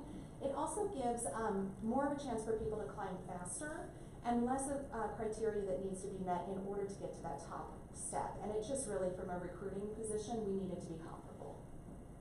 And then there is a 5% gap between each of the steps like Lori had talked about. So with the police sergeants, we actually assessed the wage bands and the step process, and we wanted to reduce one of the steps as well for them. So you now have 4 steps for the sergeants, and it just gives them a chance to get to that top step quicker without having all of the criteria, and it also stays consistent with other agencies. And then one thing to point out is either an officer or a sergeant, once they're at that top step, they don't receive any additional adjustments or any other additional promotional type of pay. They just receive the adjustment that happens when we look at what those numbers are. So if they're at a level 4 and we do this wage assessment next year and Lori tells us that we're gonna increase these by whatever to stay comparable, that's what that person at the top step will get is just whatever that increase is. So it's just something to point out that by having those different steps and having people top out at them, agencies know this, officers know this, sergeants know this. They know that once they top out of that step, the only way to get increases is for the town to actually increase those wage bands. And so we will continue to look at that, and that's just a piece of retaining. But I wanted to point that out because that is consistent with all agencies. And then I wanted to talk about our benefits. So I know Lori had pointed out that we are low on the dependent care premiums. It is something that I'm not gonna recommend that you're making any changes to this year. We do want to stay competitive, but cost is only one area in which we should evaluate those premiums. We actually should be looking at what are the services provided, what are the coverage options, including the specific providers, what are your out-of-pocket costs for that care, what copays do you pay, what deductibles need to be met. All of those elements are things that Lori we wouldn't ask her to consider. Those are things that I, as your HR consultant, would take a look at. We wanted to look at what Lori's assessment was, see where we placed ourselves, and then upon looking at your, coverage, where you're at with deductibles, your co-pays, you have very rich benefits here. So right now, with the increases that are coming, I'm not making any recommendations to make adjustments to premiums for dependent care, but I do think that's gonna change. And so I think next year, we'll probably be doing a bigger look at stuff and being able to assess, yes, your pay time off is in line with others, but is your, could we be doing more for benefits? Could we drop those premiums? But a lot of times when those premiums get dropped, it's because the coverage is going away. So we wanna make sure that we're not impacting the town employees' coverage by giving them a little more money in their pocket. Because if they need the insurance, that's when they're gonna be ending up putting more money out of their pocket. So we do balance that and have that fine balance of assessing that, but we're not gonna look into that this year. I do feel very comfortable that you're comparable to others, including your rich benefits and the premiums you charge. So just as a recap, so the town continues to grow. It's important that we're recruiting the right qualified candidates and that we have the right people in the right seats. And so the pay philosophy, again, is to stay competitive in the market. We're gonna reward and retain those good employees, and we're gonna use the citizens' money responsibly.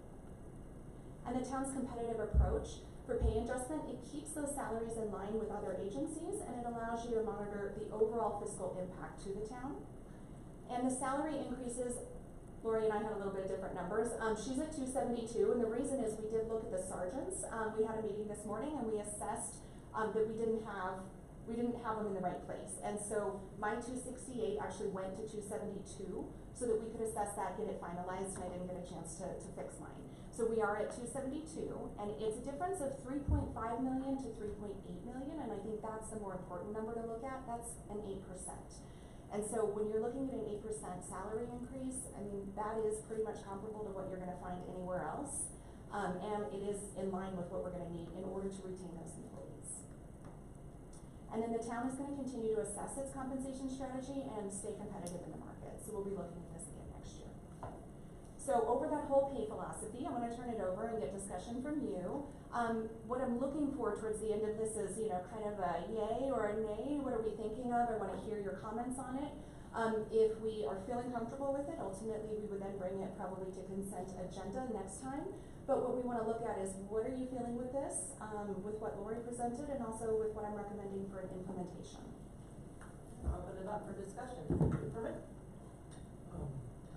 Great information. I have a question in regards to performance.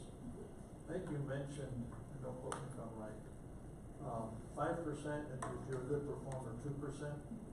What does that mean? So 5% is market value. We are gonna be giving anybody 5%, because we wouldn't have the employees here if they weren't qualified. I will tell you, let's take a step back. You have really great employees. So you have the right people in the seats now. So in order to keep those right people in the seats, we need to do the 5% market. That is just assessing where we're at market.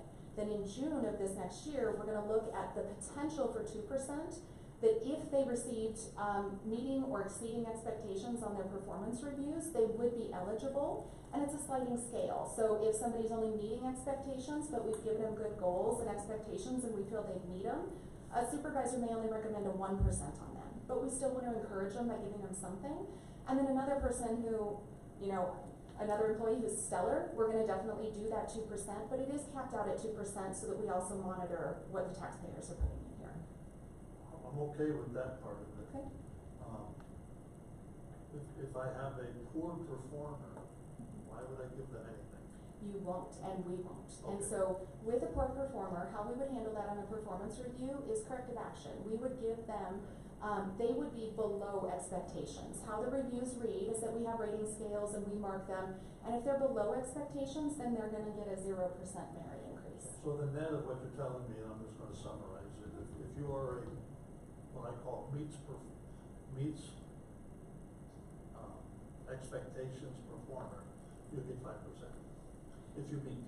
If you exceed, then you have potential to make more. Correct. But everybody who's at the meet level is gonna get 5. Correct. And I think even people who are not at the meet level, because I don't think we have any, but where market value comes in is that we wouldn't necessarily, because market is telling us what the market out there is telling us we have to pay people. So even if someone isn't performing, that doesn't change that I have to pay the CSO a certain amount. If we don't have somebody in the CSO spot, so I'm fine using this example, if market is telling me I have to increase the CSO's position to a certain level, and 5% is what I need to get where market is not gonna hire that person away, then that's just what they're gonna get. Performance out the window. That's just the assessment of our position to say we have to pay market value to get that CSO in the seat. If that CSO is doing well, then we're gonna give that 1 or 2% in order to encourage them to continue to do well. So does that clarify a little? Like market value comes in regardless, because whoever non-performer or good performer in that role, we still have to pay that position the same amount. I would ever hire a non-performer. We wouldn't. Okay. And well, we might hire a non-performer, and then I didn't do my job right, but then we would definitely hold them accountable, and they would not be here for long. Yeah. Okay? Okay, thank you.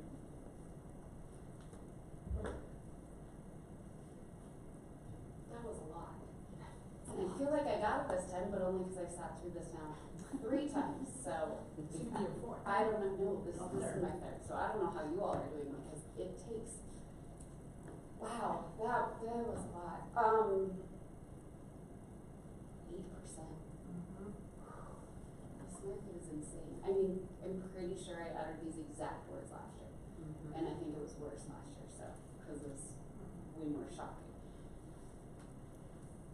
I know we've had turnover in it seems more like in the police, which, you know, but it's not necessarily in the turnover that I'm asking this question, but when we've had the turnover, how have we been doing with filling? It seems like we've really been okay filling. I mean, the turnover's been sad, I think, for Chief. I say sad, because I feel like we keep getting all these people and then all of a sudden there's new names, but we're able to recruit for our open positions. Correct. So I'd like to take a shot at that. So for the first time, and we can say it confidently because it's been for at least a couple months. Do you really want to say it out loud? I'm going to. Okay. We have a fully staffed police department and public works.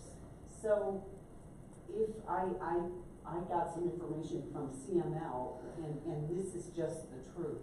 The hardest positions, the single hardest position are engineers. It's almost 80% of municipalities can't find them. It is very difficult. We have struggled with the pavement management position. We've offered it twice, and we still haven't been able to land people. So we've done a pretty good job in that. Clearly, we had openings in the police department, and we, you know, Red Rover, we brought them over. They came from places like Thornton and Arvada and Windsor. So not only do we potentially lose employees to these type of communities, we gain them from them. And if we lose an employee and we say, well, we only want somebody from a small town, we can't limit our pool. So I think we've been successful based on the practices that we've implemented. We have to continue, but I want to say the other thing.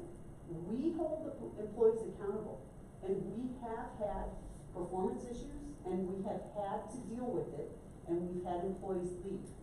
The key here is you don't want to be in a situation where you keep an employee who isn't performing because you're afraid you're not going to get another one. We want to be able to deal with it, reward them, but rehire if they leave. And rehire if they leave and they have to be terminated for performance. And so to me, it's a double-edged sword, but you don't want to get in a situation where everybody, you know, we don't hold anybody accountable for anything. And it's counterintuitive, the 5%, but that 5% is just to get them into the market. What they're being paid, it doesn't have to do with the performance when you do the 5%. That has to be dealt with by supervisors, because we know we can replace them if they aren't performing. That helps. So then my next question is the 272,000. That's just base pay to get the 9 that are below minimum to minimum, or is that? That's everything. That is to get all of the implementation except for the potential 2%, because we don't know what merit increases people are gonna get. That's the 5% across the board. That's to get the ones who are under. That is your cost to implement. That will be the fiscal impact of you putting all of our implementation, our pay philosophy in place. And we have money in the budget for next year? You found the money in the budget for Well, next year? we do, and when you, see our budget presentation, you're gonna see the growth in our budget really over the last 5 years. You're gonna see how our general fund has grown. We also, in the meanwhile, have, our police department, as we know, has been eating up more of it. So we have identified the money, we have limited, the recommendation to only 2 new positions next year. One in the police department, but not another officer. We're gonna kind of grow into our fat clothes, if you will, for a while. I mean, I'm just looking at it that way. And then, worry about that after that. But we have identified the funds. It is less than last year. Last year it was about $450,000. We went from 58 to 70 for a starting police officer. That's a huge, and then incrementally from there. Well, as one of the board members that drug their feet kicking and screaming to I know that's what we needed to do. It was so big and so much money. I think the proof is in the pudding that we are filling positions because it is, I think, governments, but private sector, McDonald's, it doesn't matter where. It's kind of impressive that we have so few vacancies right now because I don't know where people went, but they just disappeared. So thankfully we're filled. So that was a lot to digest, but it was also really, that was a lot of information given to us. So I appreciate that. Thank you.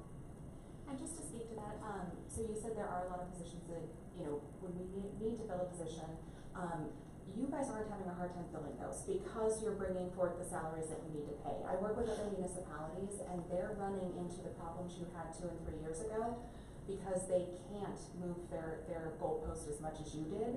And they're making incremental changes, but then someone else will make it around them and hire away their maintenance workers. And so the fact that other municipalities are still chasing things, and I'm seeing it because I work with them, you aren't doing that, we're no longer chasing. And so you aren't too outpriced where I think that you are like offering too much in compensation, and I think that you are leading the pack, but I do think that you are comparable for the size that you're at, and it's keeping us from the recruiting nightmares of always having vacancies. That puts the stress on your current employees, and that's how we get burnout, we get all the other issues that can create just a ripple effect. Thank you very much. Okay. So finally, we'd like to see thumbs or love. Chris. Oh, I'm sorry, Chris. See, it's hard, it's really good, like, it's like tennis, okay, guys, I'm so sorry. Chris. I have a 3-part question. Yes. What is the cost to us of not doing this?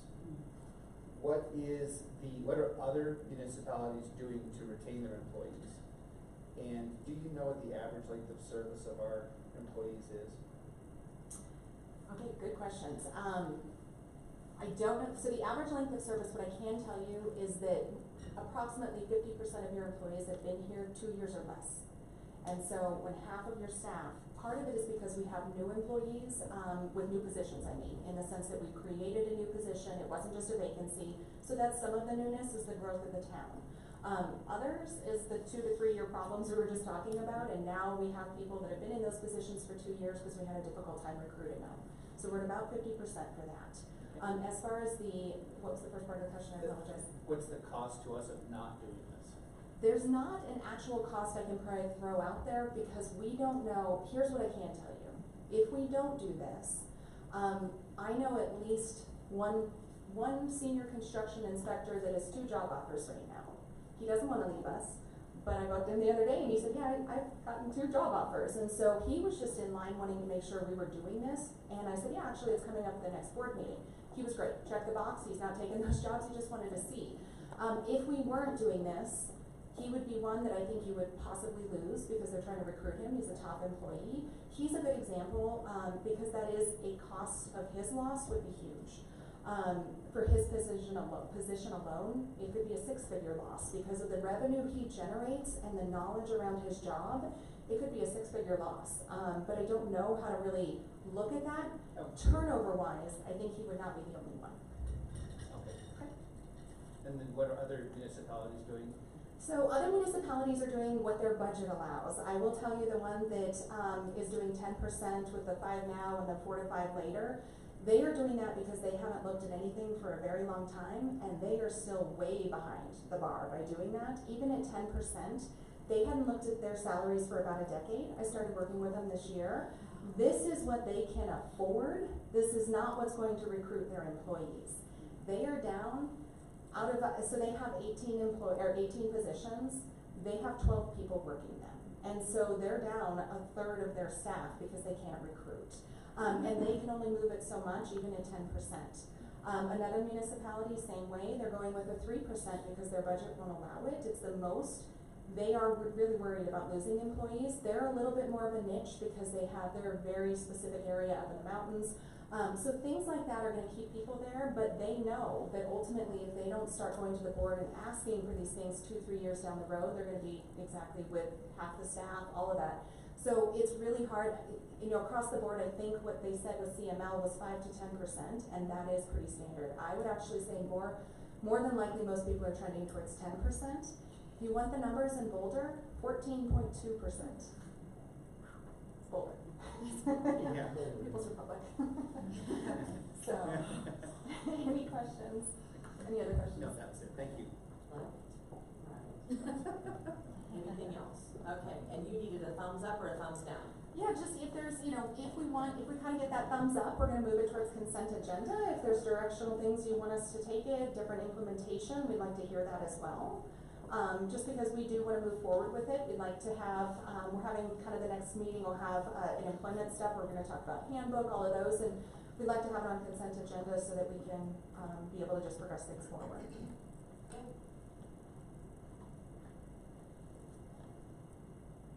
All right, Okay. there you go. Thank you. Thank you very much for your time. Thank you. Thanks, Laura. Are you still with us?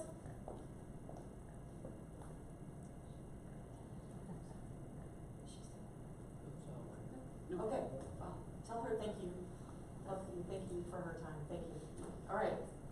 We'll move on to our public comment, first one of the evening. The board welcomes public comment for any item, whether it is on the agenda or not.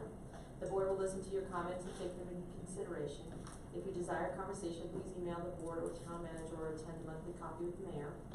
If you wish to speak during this public comment period, please adhere to the town's general guidelines. Each speaker will have 3 minutes to address the board of trustees. If you are representing a group, you'll have 5 minutes. Is there anyone here in the room that would like to speak to the board tonight?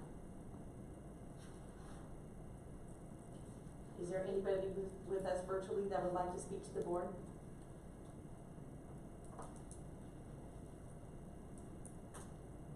All right, seeing none, we'll move on to our consent agenda. The consent agenda are items which are considered routine and approved in one motion and vote. Is there a motion to approve the consent agenda? I have a motion to approve the consent agenda. Second. Is there any discussion? I'd just like to bring up the fact that Dean Brown is in the audience, and thank you, sir, for being here and staying. If I would have known that you were going to be here for all the duration, I would have moved this also on. So thank you. I'm not sure who else is in the back of the room with you, but I appreciate your time. And I'm going to ask for roll call vote there in court. Mayor Pro Tem Adams. Yes. Trustee Harris. Yes. Trustee Bromhead. Yes. Trustee Cartwright. Yes. Trustee Trans. Yes. Trustee Babcock. Yes. Mayor Whitlow. Yes. We've gotten so used to him being here, he's almost a member of the board. All right, motion carries. Thank you for your time. Thank you for the staff that worked on this. I know I see that, you know, the student resource officer program, and I attended the community meeting over at the high school this week. So I just want to say thank you, Chief and staff, for putting this together, and thank you, Dean, for being here tonight. I appreciate it. I'm not leaving. Okay.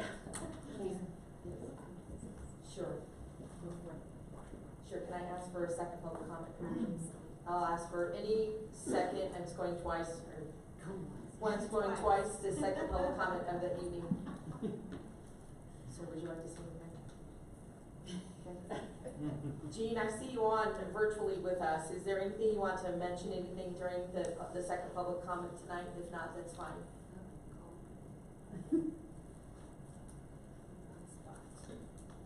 All right, thank you very much. We're going to take a 5-minute break. before budget presentation. Sorry, Lorraine, just 5 more minutes, we need a little break for a minute, so thank you, just 5 more minutes. Recording stopped. I will not, but I promise.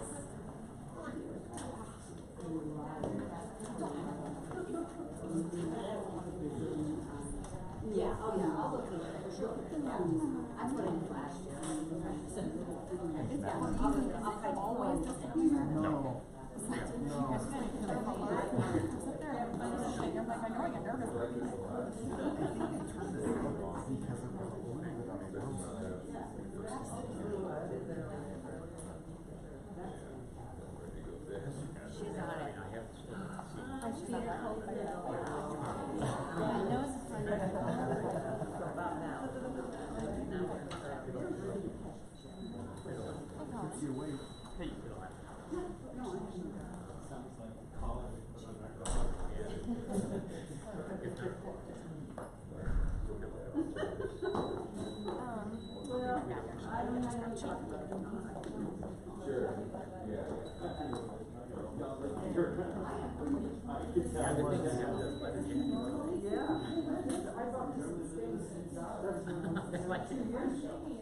You'll have to come back with. Rather than be disruptive, I'm just gonna head out now, We so. can mix it up later. Yeah, oh yeah, I'll go through it like I did last year. I like having a paper copy. Yeah, So I know. can mark everything. So, yeah, I'll definitely look through it. Yeah. We have one more. Yeah, One more, like next time we can bring. yeah, absolutely. Well, you've got all the way till December. Okay. Yeah, you've got. Hey, Brady? Yeah, I gotta go. Yeah, she is. Okay. I didn't take off, but I've got the budget, so I'll go through it. Yeah. And let you guys know if I have any questions or comments. Oh, okay. Oh, that's cool. Okay, great. Thanks. All right. PowerPoint's home. Huh? She can run through PowerPoint. Presentation. Hey, when Dean was here, he had to drop off the signature pages. Yes, okay, that's fine, because his attorney emailed me this morning and said she's like, so just be, because if and when we've got the fully executed document, we need originals before we go. Because you sometimes just email. No, okay. No, they're all here. They have a rainbow here, so they're white. Oh, the simplified. Yellow, orange. Okay. Well, then just make sure. Yeah. So just make sure. Then we have the originals and record that SI and then. Okay. Awesome. Thanks. No, it's lemon. Really? Yeah, it's lemon with like white chocolate or white chips or something. No, that Trisha left. Yeah, okay. Lemon, lemon, lemon pie, lemon bars.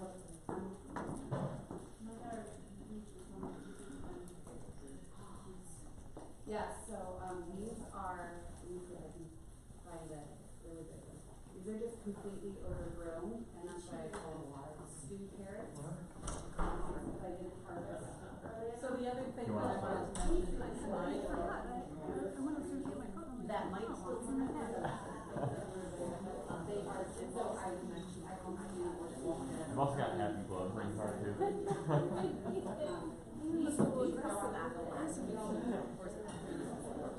They're all here, only on, except for Nikki, that's not recorded. And I think that, meeting went from 6 to 6. Yeah, these are right. What's that? No, that's Jason. Maybe I can.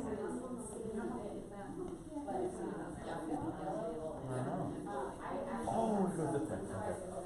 I just wanted to let you know. So this is, I'm staring at it like this. I'm like, what?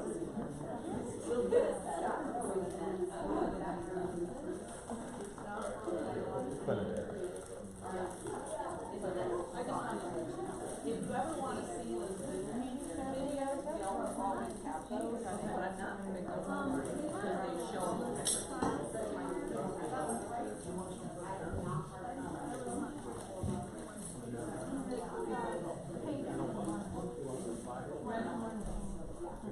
Yeah,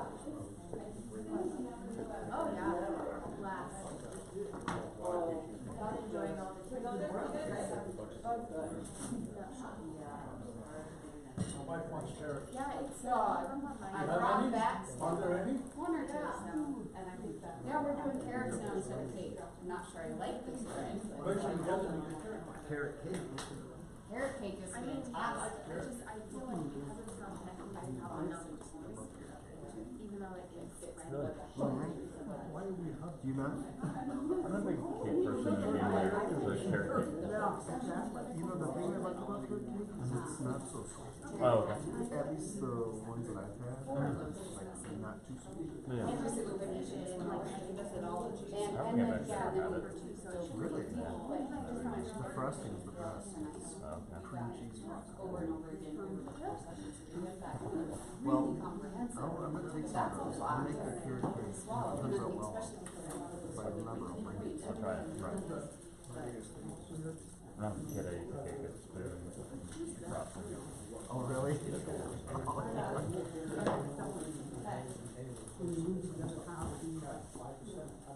Yeah, and I can set up my husband. So you saw the number. But I don't get any you don't get the market value. I know. So that's School district last year got 5.5%. across the board, market. Wow. But that was 3%, cost of living. Yeah. And 2.5%, experience. And when was the last time anything like that happened? Last year it was 3%. It's been 3% recently, but no experience. Yeah. And I'm like, when was I?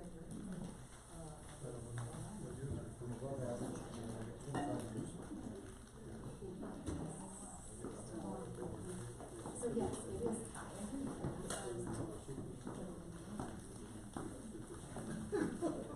It's come a long way.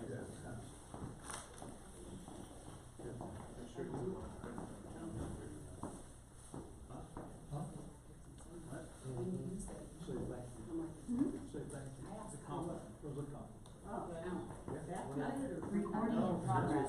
Chris? All right, well, thank you very much for giving us a few minutes of personal time before we go into the budget. I'd like to start with our town clerk, treasurer, Mary Strutt, for an introduction. Yeah, thank you. Hello. Hello. Wow, that wasn't as enthusiastic as it was earlier. I feel like I started your meeting, now we're gonna finish it off, right?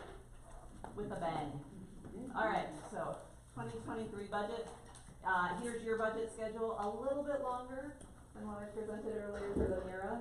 Cause this just gives you the details of what staff did in between there. We started in August looking at numbers for 2023, so we've been planning for a while. We're presenting to you here tonight. It's gotta be presented to you by October 15th, and then, the hearing notice has to be published after this presentation. In October and November, if this board wants any other work sessions to discuss any of the items in the budget, we're happy to schedule those whenever you want. Before meetings, or if you want a separate retreat, whatever you think you need, just let us know, happy to do that. We do have the finance committee meeting next week to review the budget and give their recommendations to it. And then again, December 10th is when Wells County recertifies those assessed values. December 12th is our board meeting, which will be the public hearing, and looking for an adoption of the budget at that time. Okay? We like to start, maybe, if I can do it. Did I do it or you?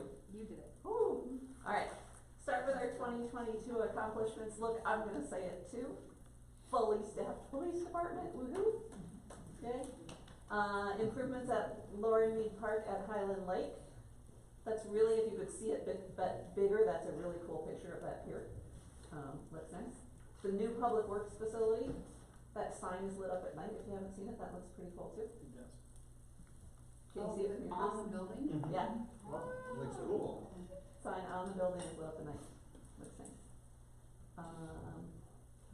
No mistaking what it is. Well, the pier All right, was and super you go, popular. you go. Coming across the pictures, I saw that. It was crazy out there. More accomplishments, the Wall That Heals, awesome event that was put together. Commercial development, we've had significant commercial development that we've talked about already, there's gonna be a little bit more in my slide, and the signage and branding, projects that have been going on. Next slide.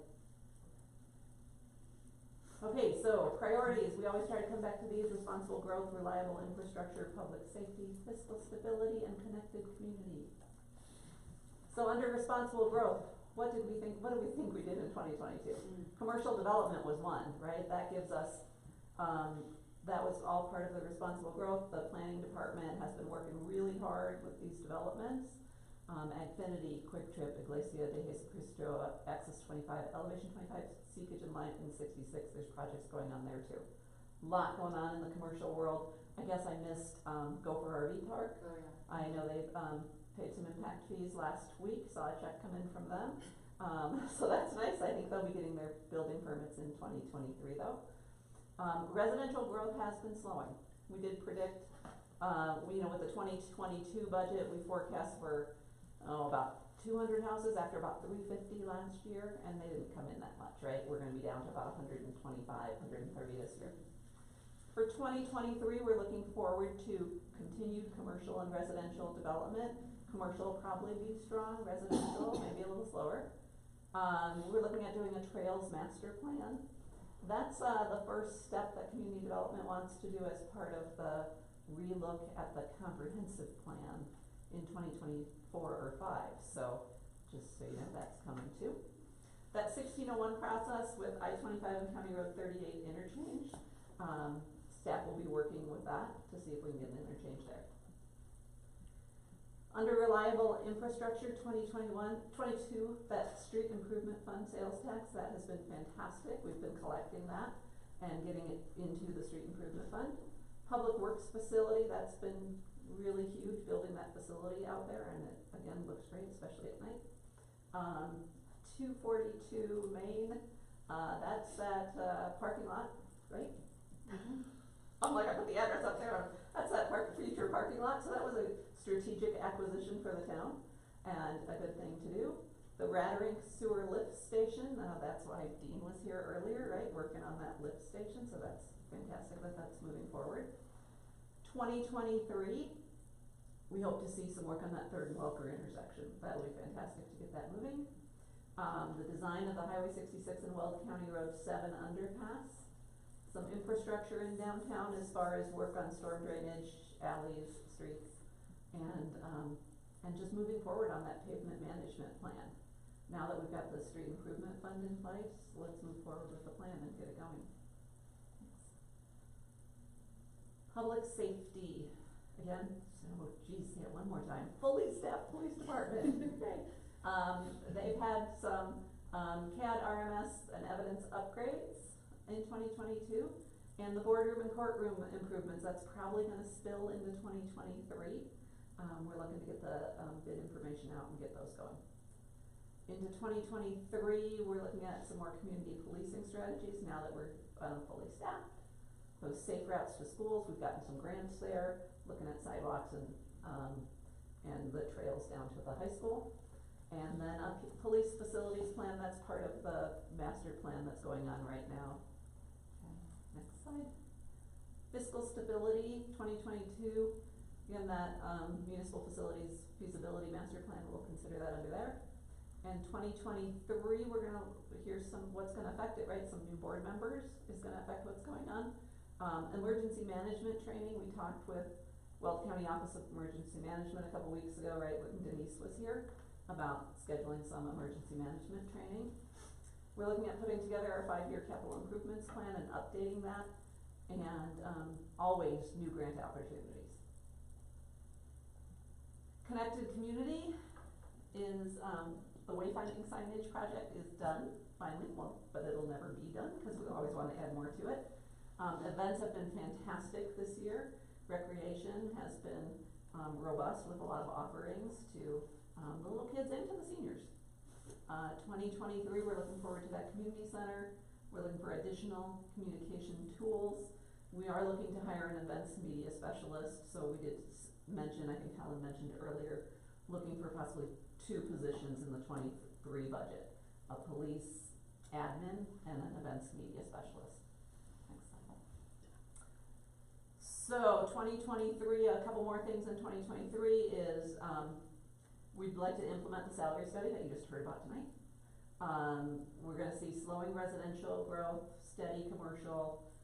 Sales and property taxes are both gonna increase, so we've seen that already, and then minimal staffing changes.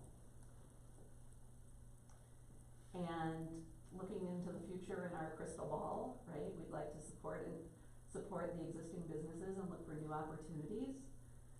Regional transportation projects, those are gonna be huge over the next 5 years, right? I-25 expansion of segment 5, County Road 9.5 High Plains Boulevard. What do we do with County Road 7? There's just all sorts of things there. Strategic planning, economic development, a comprehensive plan update coming, and what our police services look like. So here's a fun little slide that I put together. 5 years of our general fund revenues. I thought let's just start with this before we look at our budget, where we were and where we're at. So I started with 2018. And you can't probably read the little things at the bottom, but starting with the darkest color at the bottom, that's property tax revenues for 2018, 19, 20. They've been pretty steady, right? They were up a little bit in 2020 when we saw some oil and gas revenues going up, but then they did come down when the oil and gas and the commercial dropped in 2021. So our property tax revenue pretty stable in the last 5 years. The light blue, the next one, is our sales tax revenue. And this is only the sales tax revenue in the general fund. So it's not the sales tax revenue going into that street improvement fund. So you can see that our sales tax revenue has steadily increased over the last 5 years, and that's really good to see. The reasons for those increases, obviously, is there's been some growth, there's been some commercial growth, but the biggest is that Wayfair decision, and that we're getting a lot of sales tax from remote sales. Excuse me, Yes. because I can't see, what's the scale of the y-axis, what is the numbers there? 1 million, 2 million, they're millions, So up to 10. 1 to 10, okay, thank 1 you. to 10. So then you get the little colors in between the yellow and the orange. So the yellow is building use tax, and the orange is building permit fees. So again, you can see in 2018, 2019, we weren't getting much in building, but those sections got much larger in 2020 and 2021.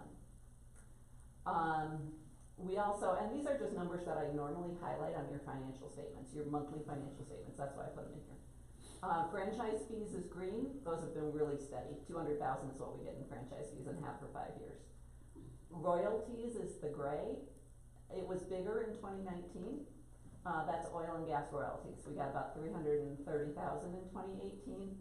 Then it dropped down significantly in 2020, and it's coming back up a little bit. And the kind of black up at the top is everything else. So our overall general fund budget in 2018 was about $5.5 million, and our general fund budget for 2023 is $9 million. Okay.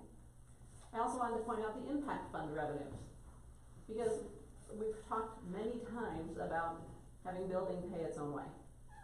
So if you look at our impact fund revenues in 2018 and 2019, so these numbers are 500,000 increments, 500, a million, 1.5 to up to 5 million.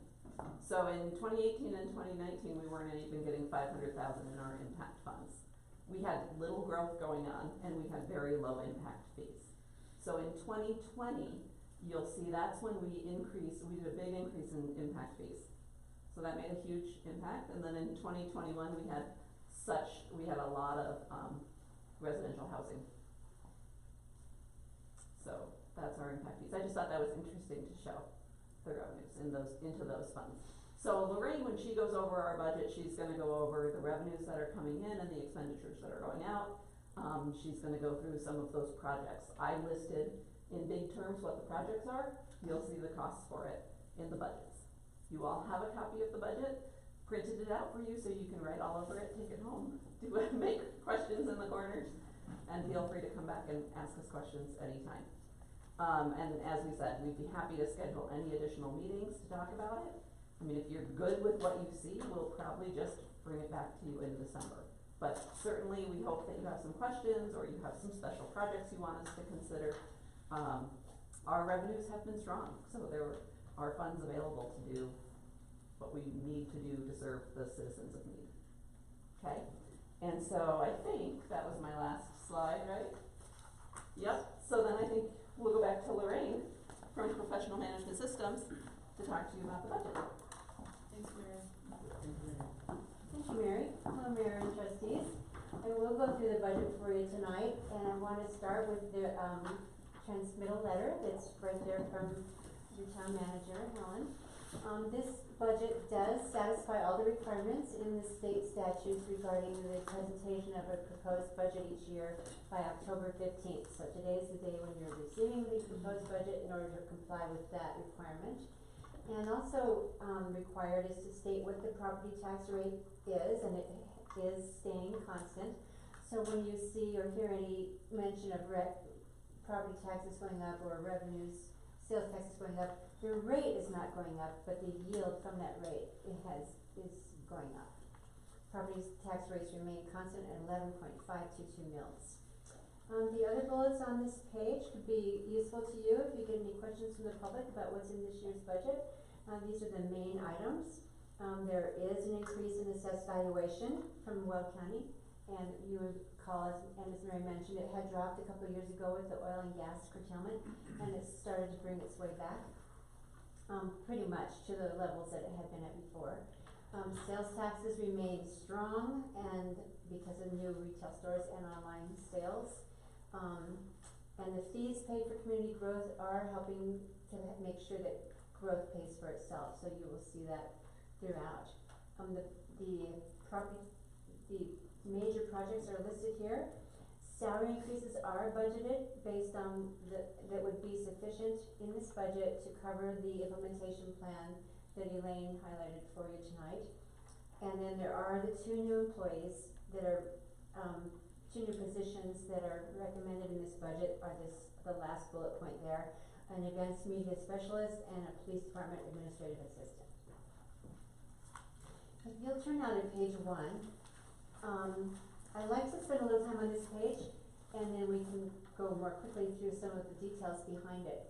But this is budget summary. It does show all the different funds that the town has, and most of you will remember that the town is required to budget in the way of regular governmental accounting, and to show different types of operations in different fund types.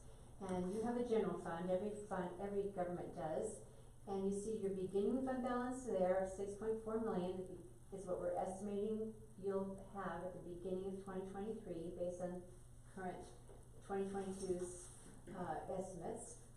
We're estimating 9 million in revenues, spending 7 million, and transferring 2 million over to some of these other funds down below to end up with that same fund balance at year end. This has been your method of budgeting for many years to show no more, to essentially to transfer out any excess revenues to the other funds for capital improvements in the future. Then you have several special revenue funds, and these are funds where there's a dedicated source of revenue that has to be used for a certain purpose. It can't be used for any general fund purpose. It has to be used for the specified purpose. So the street improvement fund is the result of the sales tax that was approved last year in November, that was effective in January, and that money from that penny of sales tax has to go towards street improvements. Your conservation trust fund is the lottery funds that are shared from the state that have to be used for parks and certain recreation activities. Your impact fee funds are what's collected from developers for the impacts that the new development puts on these following services: police services, municipal facilities, capital improvements. Police improvements, the municipal facility, capital, downtown development, storm drainage, transportation, parks and open space. You have another special revenue fund that's for art and public places where someone had made a donation to the town for that use. And we'll see that it's going to end up being used this year, so we'll get to that detail later. The capital project fund is a fund that you have for, that you can put any revenue sources in there that you wish, but you're setting aside monies for special purposes. Now, there could be a grant that goes in there for a certain project, and it has to be spent on that project. You could have a transfer going in there, as this shows, of $852,000 from the general fund for future, capital improvements or current. So that's to keep track over time of the construction or purchase of capital improvements. Then you have an enterprise fund, and this is your sewer fund operation. It's the only one of your funds that's required to and is operated like a business is, where you fully value the cost of all the infrastructure, the pipes, the pumps, the plants, everything, and you show the revenues charged to the users of the services and whether or not they are enough to pay for the operations of the sewage treatment. So those are all your funds, and there's backup for all of them on the ensuing pages. But you'll see that if you scan down the beginning fund balances or funds available, they all are good amounts. Then you've got ample revenues coming in the 2023 revenue column to fund the expenditures in the middle column, and to make some certain transfers from one fund to the other there. And you end up with ending fund balances that are what you're after. Now, some of these funds, like Conservation Trust Fund, we wanted to use most of it, so we wanted to wait till more revenues build up from those lottery funds to do something else later. The downtown fund, we're wanting to eliminate that fund because now you have the municipal facilities fund that's supplanting that purpose. The art and public places, we wanted to use the money that was given for art, and there was an expenditure to spend the money at the Highland Lake. So some of them, you're ending at zero or near to it by design. And the other ones, like the general fund, we want to have ample fund balances to handle things that come up in the future, because you always have to have that operation of the general fund, which is most of the main purposes of your government here. And then the improvements, the street improvement fund, we want to build that up and start doing the projects that were the reason why that sales tax initiative went to the voters. So with that, I'll move on to the detail. And so if we go to page 2, we'll look at the general fund. And this fund, as I said, is for most of the operations of the government. So on this one, we're looking at 2 years of actual, where the beginning fund balances in 2020 were $6,000,001.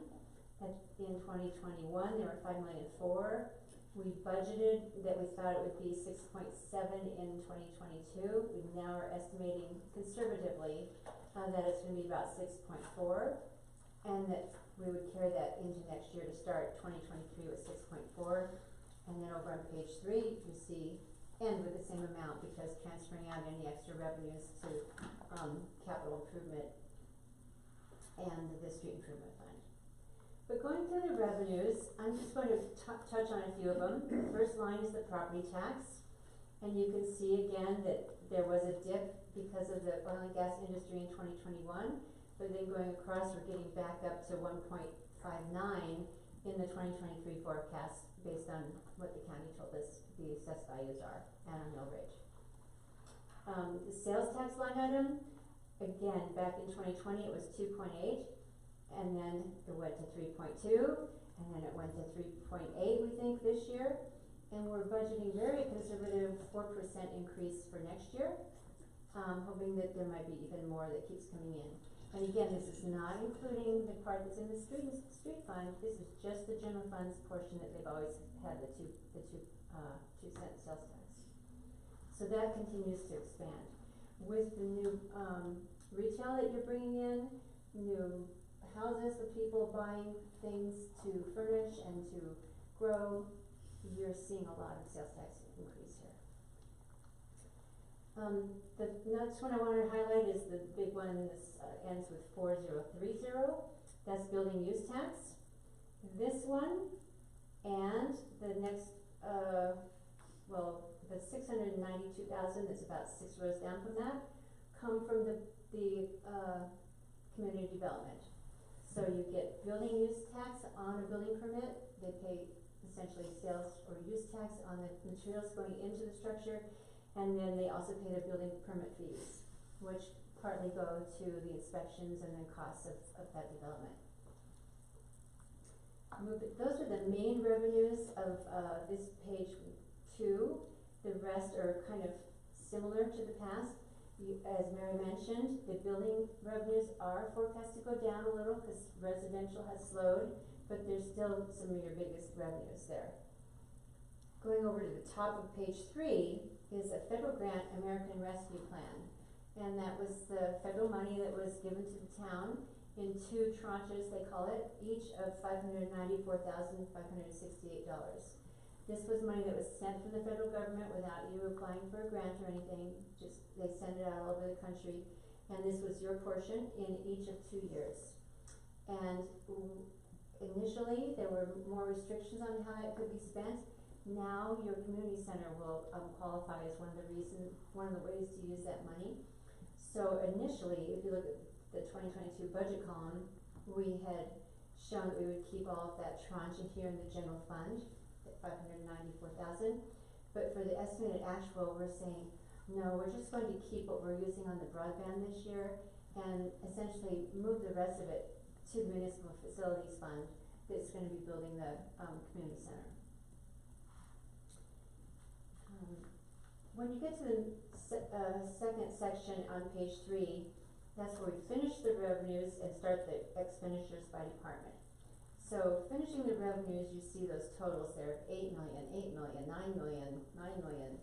So you do have a lot of revenues coming in for the size of the town, which is to your credit. The expenditures are by department, and there's going to be a page or 2 for each of them behind this, but these are the totals. And so we'll go through the detail a little bit of each of those. But they come up to $7,026,000 for this year. I'm sorry, for the budget year of 2023. If you look at the estimated actual, it's pretty close to what last year's 2021 actual was. You had budgeted that it would be much higher, but some of those things have not happened, and you're essentially going to still end up with a $6 million fund balance because you're going to transfer out, going down that estimated actual column, over $2 million to the capital improvement fund based on your policies of matching your transfers out and your expenditures to what has been budgeted for expenditures. I want to show you just briefly where it says transfer to street improvement fund. That's 01905804, $375,000. And just remember that figure. We're going to see that when we get to the street improvement fund. But this was one of the items that had been more or less promised or discussed when that street tax was being voted on around this time last year. That money would still be spent out of the general fund and not just supplanted by the sales tax.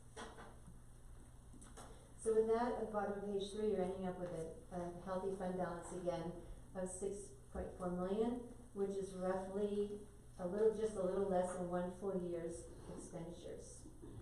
So you've got a good sized fund balance in case there's a calamity that you would need to draw upon it. With that, let's look at the detail for these departments very quickly. On page 4 starts administration, and it's pretty much the same as prior years. And when you get over to the totals on page 5, it's just roughly a 3.4% increase between this year's budget and next year's budget. There will be some capital items included for Laserfish in 2023, Laserfish software. Page 6 is your Board of Trustees budget, and it's going up pretty much only because of the increased stipends that you are to start receiving when the new people are elected, when people are elected or re-elected starting in November of this year and beginning terms that go into 2023. The police department, we'll start on the last page of it, which is page 8. And you'll see that the proposed budget for 2023 is $2.6 million. The proposed budget for this year was $2.2 million. Part of that has to do with salaries, and part of the estimate is the full staffing of the department.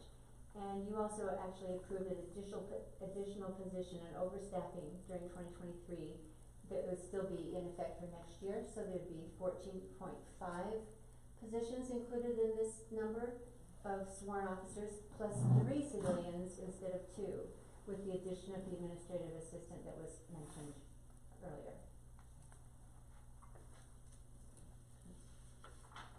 If you see a increase in the third line down on page 8 of contractual services, it's mostly because some items have been strewn about in different line items and they were consolidated into this line item going into 2023. Page 9 is the Community Development Department, and it's essentially similar to last year with a couple of exceptions.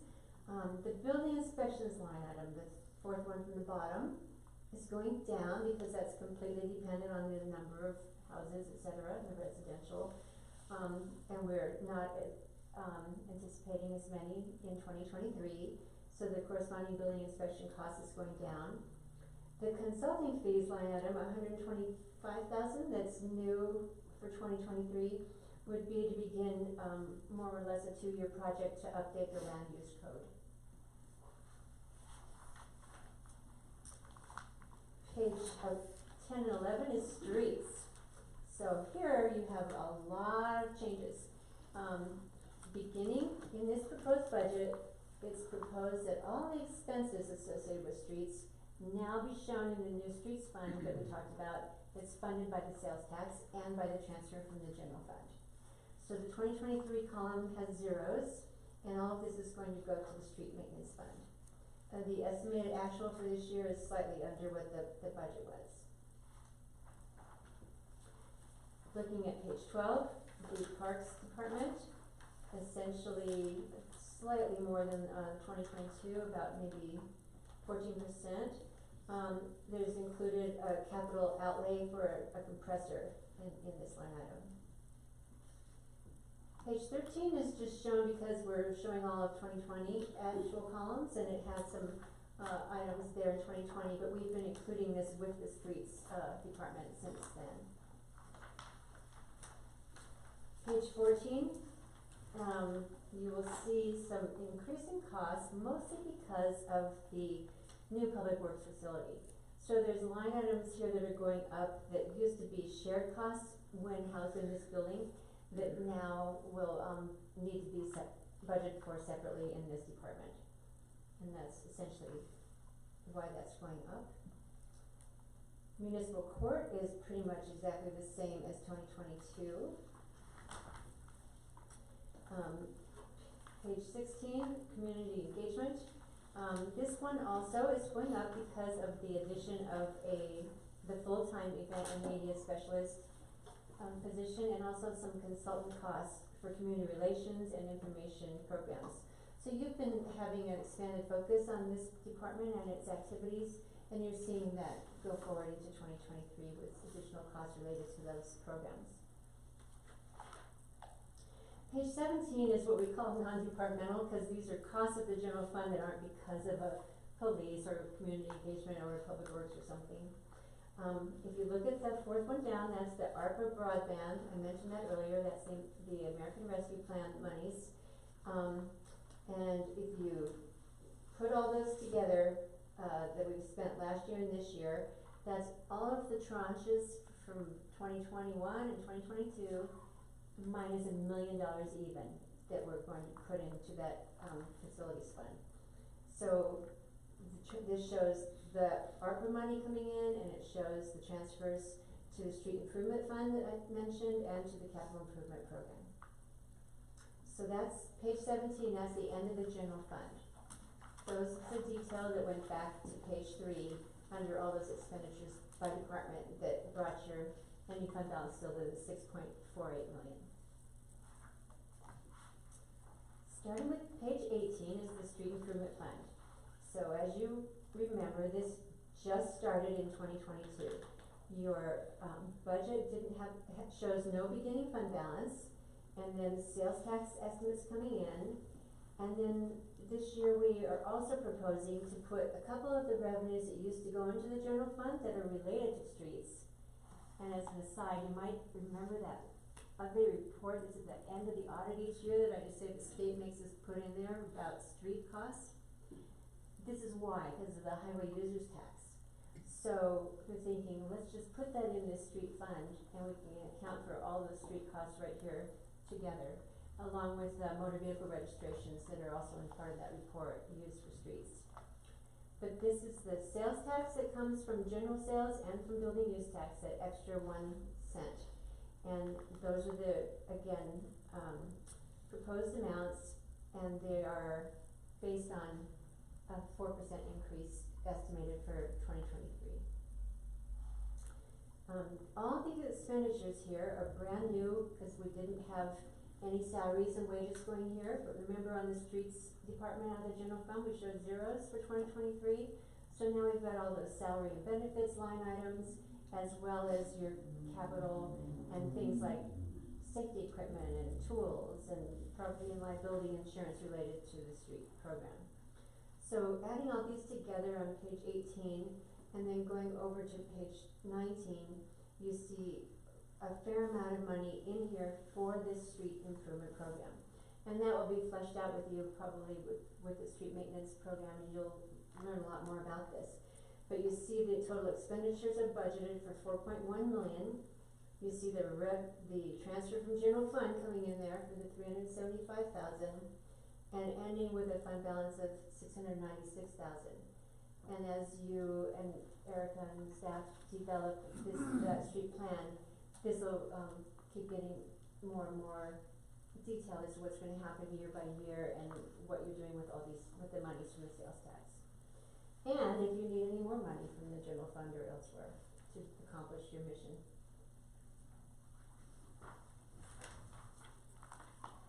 Page 20 is that Conservation Trust Fund, the lottery monies, and we look to using that.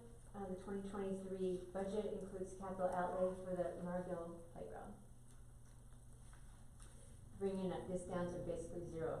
You've had a fair amount at the end of 2021, a fund balance of $64,000, and then this year you're spending some of that on parks equipment, and then next year that Margill playground to bring that down to close to zero.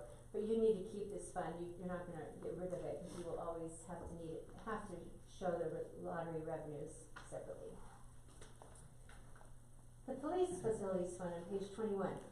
Again, this started in 2021 when you adopted these police impact fees, and you started building it up during 2021.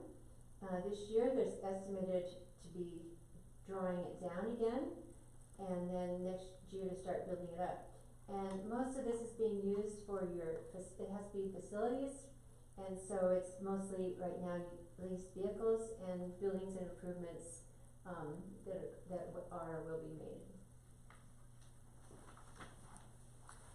Page 22 is the Municipal Facilities Fund. This one, I want to draw your attention first to the estimated actual 2022 column. And there's that $1 million I told you about that's coming in from the balance of those 2 tranches from the American Rescue Plan coming in here. And the community center will qualify for that to be spent on. So that's a nice boost of money coming into this fund for the community center. And then going down the estimated actual column again, we see the big outlay this year for the completion of the Public Works facility.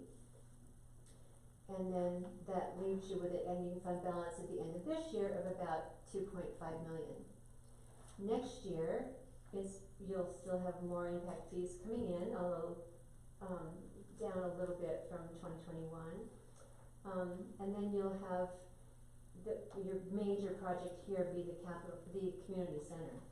But there's also some monies built into this budget for building improvements in town hall, the greater shed, and lease purchases of payments on your dump trucks, and vehicle lease expenses for public works. You will also see a transfer from the Parks and Recreation Fund, which we haven't gotten to yet.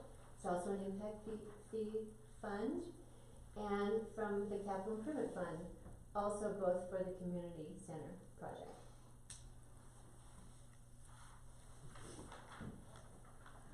Downtown fund, we've been trying to use up and get rid of now that you have the municipal facilities fund, and it looks like that will happen next year.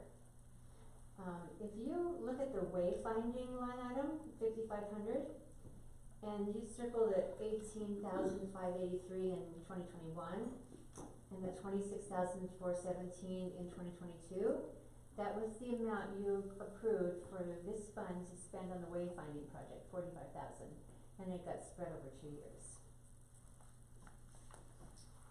Storm drainage, another fund that has been kind of collapsed into the transportation fund, and at the end of this year, we're gonna transfer out whatever is still there to get rid of this fund and just have the transportation fund without a separate fund just for the storm drainage aspect of transportation.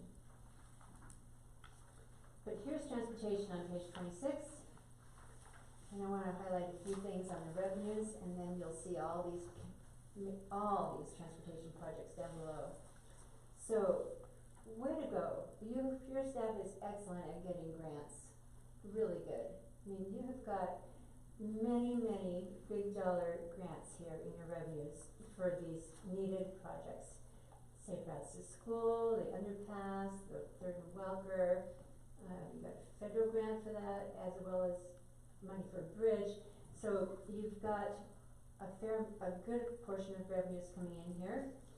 And good thing, look at all these capital projects starting down at 1440, 5500. They're each listed out there, so I won't mention them, but you can look at them and see all these dollars and projects and staffing needs going to your public works and transportation infrastructure. Over on page 27, under the proposed column is a transfer from MURA, and that's what you as MURA commissioners looked at earlier tonight, for alley improvements being transferred into this fund from the MURA.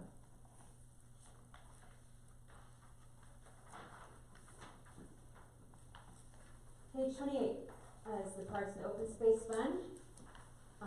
Again, this is funded by impact fees, and looking for a GoPro grant this year also. The expenditures, the planning and consultants one is for the Trails Master Plan, at 130,000 there. You've got wayfinding, actually in the estimated actual 2022 column, that third figure, the 55,000, is part of what was spent on wayfinding that you also approved out of this budget. And next year you've got 350,000 going in there, mostly for Liberty Ranch Park restroom and storage. You've got a Gold Star Memorial, 1852-5500, budget there of $200,000 for Gold Star Memorial. And then you've got some other projects listed there, including resurfacing tennis courts. You see a transfer out to the Municipal Facilities Fund. I mentioned that a few pages back of $1.5 million. That would be for the community center. So you could use these parks impact fees to be transferred to that fund for that purpose. And then we get to page 29, which is the parks, art in public places that I mentioned. And then you did have the art in the Highland Lake that finally closed out the donation that was in this fund.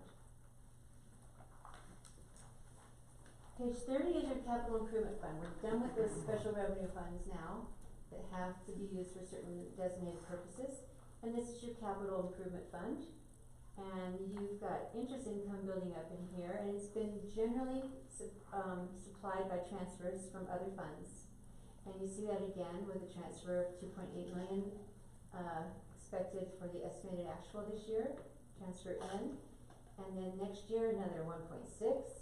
And then a transfer out of 800,000 that we already discussed. So that won't be too active next year because the money's being moved to the funds that are doing the projects rather than spent part here and part there.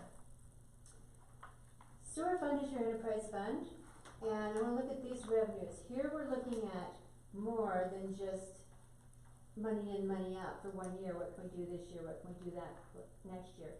This is a going concern. You have to always have money to run your sewer operation. And so your revenues and your user fees here are very key. The estimated actual for 2022 on sewer usage, user fees went up because of a 6% increase that you imposed for 2022. The 2023 budget includes a 3% increase in your rates and an estimate of 5% in customer usage.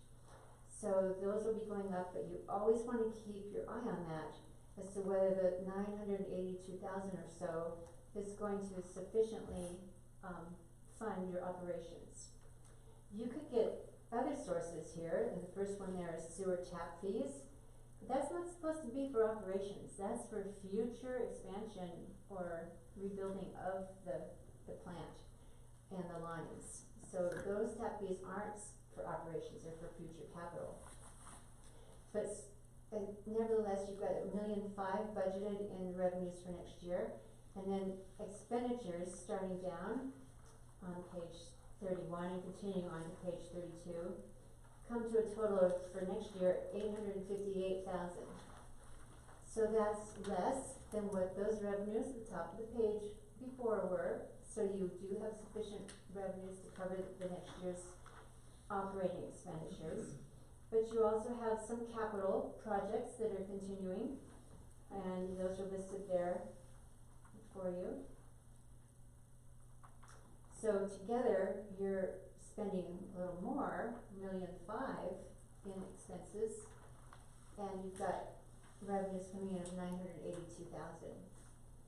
So you're drawing down, your funds available get drawn down by that. You do pay your debt service here also.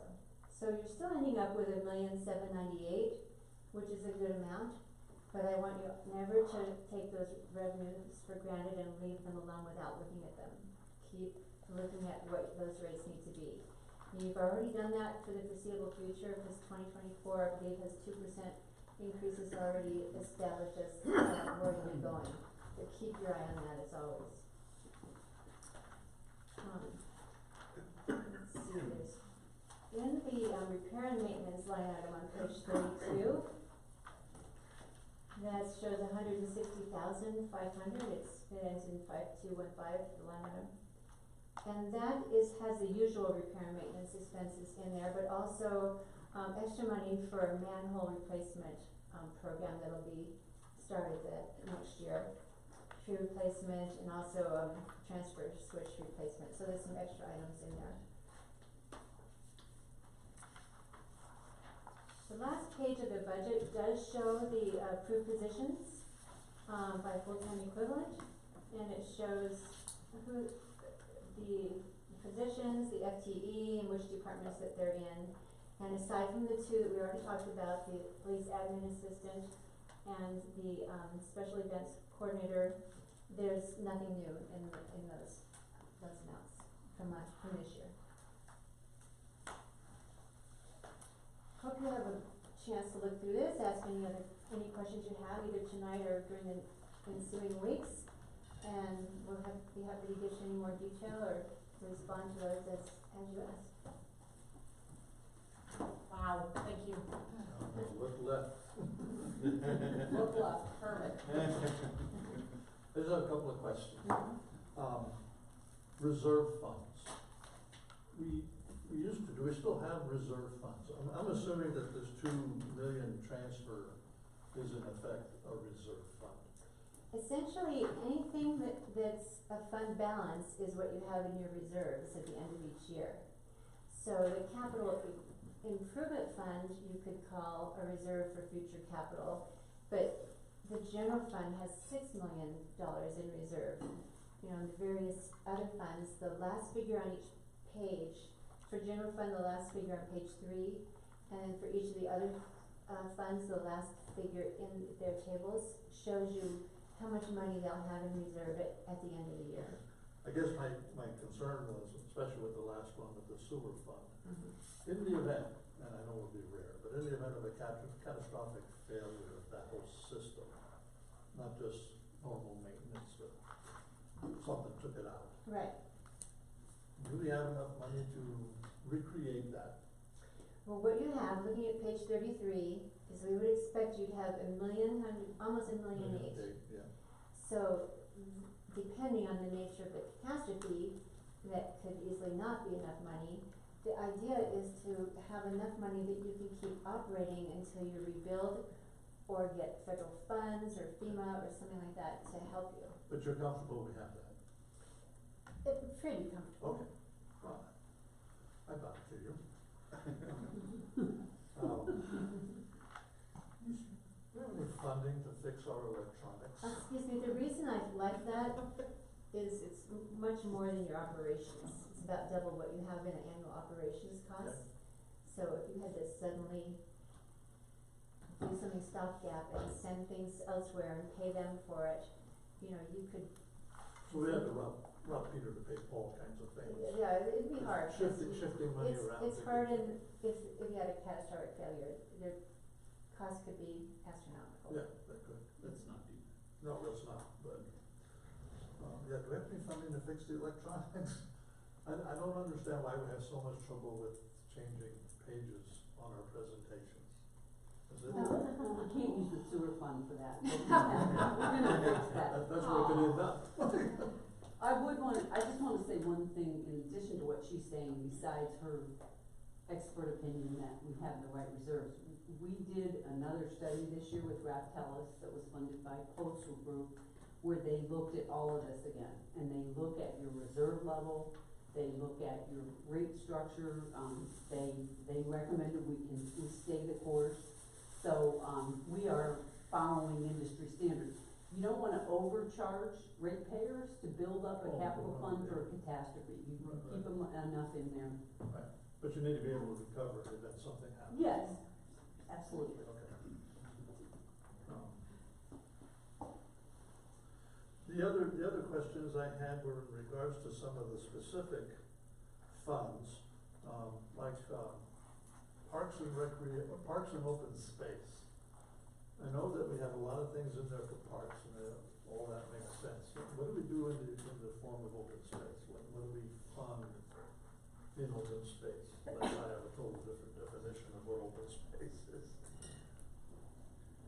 We don't differentiate. Back in the day, meaning before we redid our impact fees, we used to have a separate impact fund for open space and park acquisition and capital. Right. When we redid it, we did not look at the acquisition of open space. So when we talk about our parks fund that's funded through impact fees, it's not, we looked at it in terms of the development of regional facilities, the local parks that we have, but no open space acquisition. We don't have a defined open space acquisition program. Okay, so really all the money is just for maintenance of parks and upgrades and things Well, like that. not maintenance. Now, remember, impact fees are not maintenance. Impact fees that are collected are only for capital projects and acquisitions. Okay. My error. Then where do we fund upgrading the PlayStation, the playthings?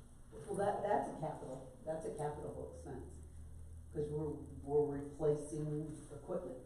Okay, same thing with, you guys just did a wonderful job, I understand, I haven't had a chance to see it, cause I've been gone for 2 weeks. Wonderful job in Marco Farms in taking care of the landscape of that capital as well. I think we put, it isn't, it's That one was just under the maintenance. right, so we fund park maintenance with general fund dollars. That's on page 12. Yes. So there's two different funds. Impact fund is capital, and the other fund is maintenance, you know, our mowing and our maintenance and irrigation, all those things. Okay. All right, so having said that then, I need to understand where in our budgets, can the town now take on responsibilities that it hasn't had in the past. For Well- example, the town owns numerous pieces of property, but they don't maintain that. They put that pressure onto the citizens to maintain. And the reason for that is we've never had that budgeted or funded. So is this the time to do that? The general answer to your question is that your general fund can fund pretty much any civic purpose, and it must fund anything that you don't have a specific revenue source or enterprise to operate. Okay. So I'm not sure what you're thinking about, but if you were to add a new department or function or something, it probably would be in the general fund unless you had a dedicated revenue stream for it. Okay, let me see if I can expand the question. These pieces of properties are being maintained by HOAs, not by the town, but they do belong to the town. And when asked why, the response comes back is that we're not budgeted to do that, that's why we're pushing it back on to an HOA. So my question is it now budgeted, and if not, what does one do to get it budgeted? So there's no expansion of that type in this proposed budget. This is similar operations to the past years. And I don't know about the nature of the HOA agreements. They would come into play. But essentially, any changes to the proposed budget, you as a council, as a board, would be able to discuss and put forward as a possible amendment to this, to change it before adopted. All right, that's fair. So the words that really come out is that the HOAs have this responsibility until such time that the town is able to take it over. And as I look at our budget, I think the town is able to take it over. So how does that happen? That would be a board decision to Is that decide a to board change the decision? budget to expend monies on a new area that hadn't been spent before. Okay, so that's a discussion. Would that fall under what you call special projects? No? No. Okay. That would fall under Pandora's box.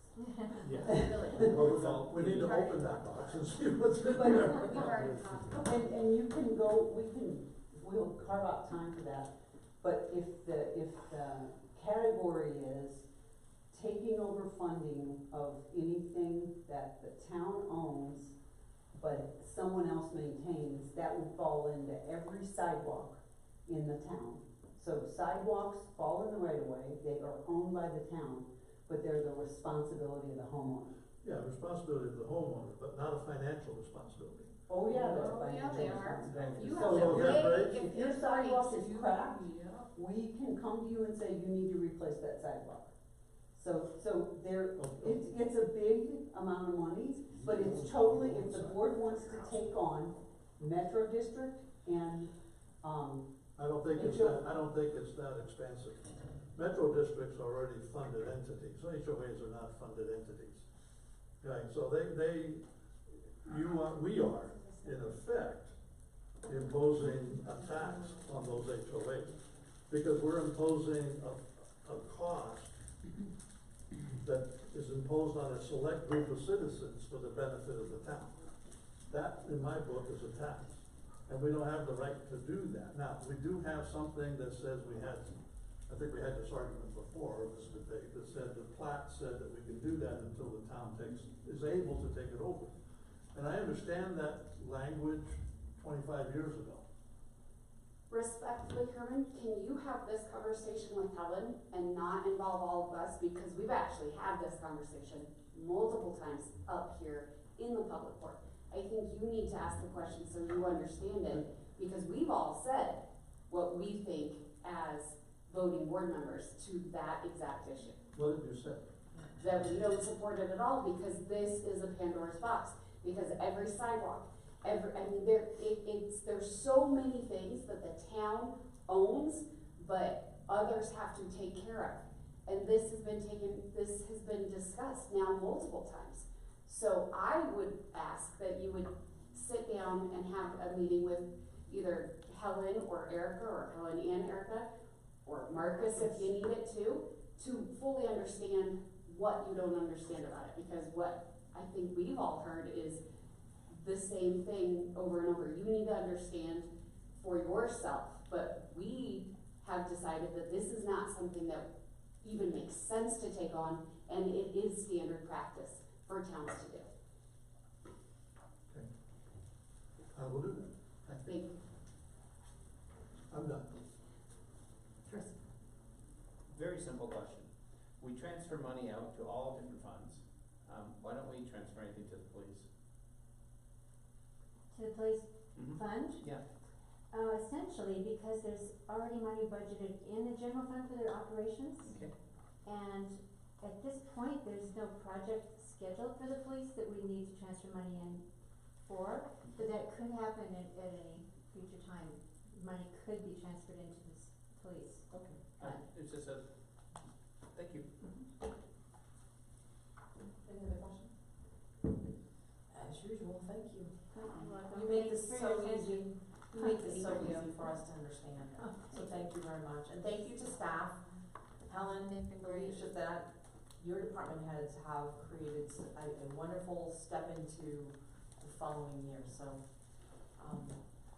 thank you very much, thank you all, everyone that's here, and Chief who's left, he's probably had some kind of, I don't know, oh, there he is, he took a break, right?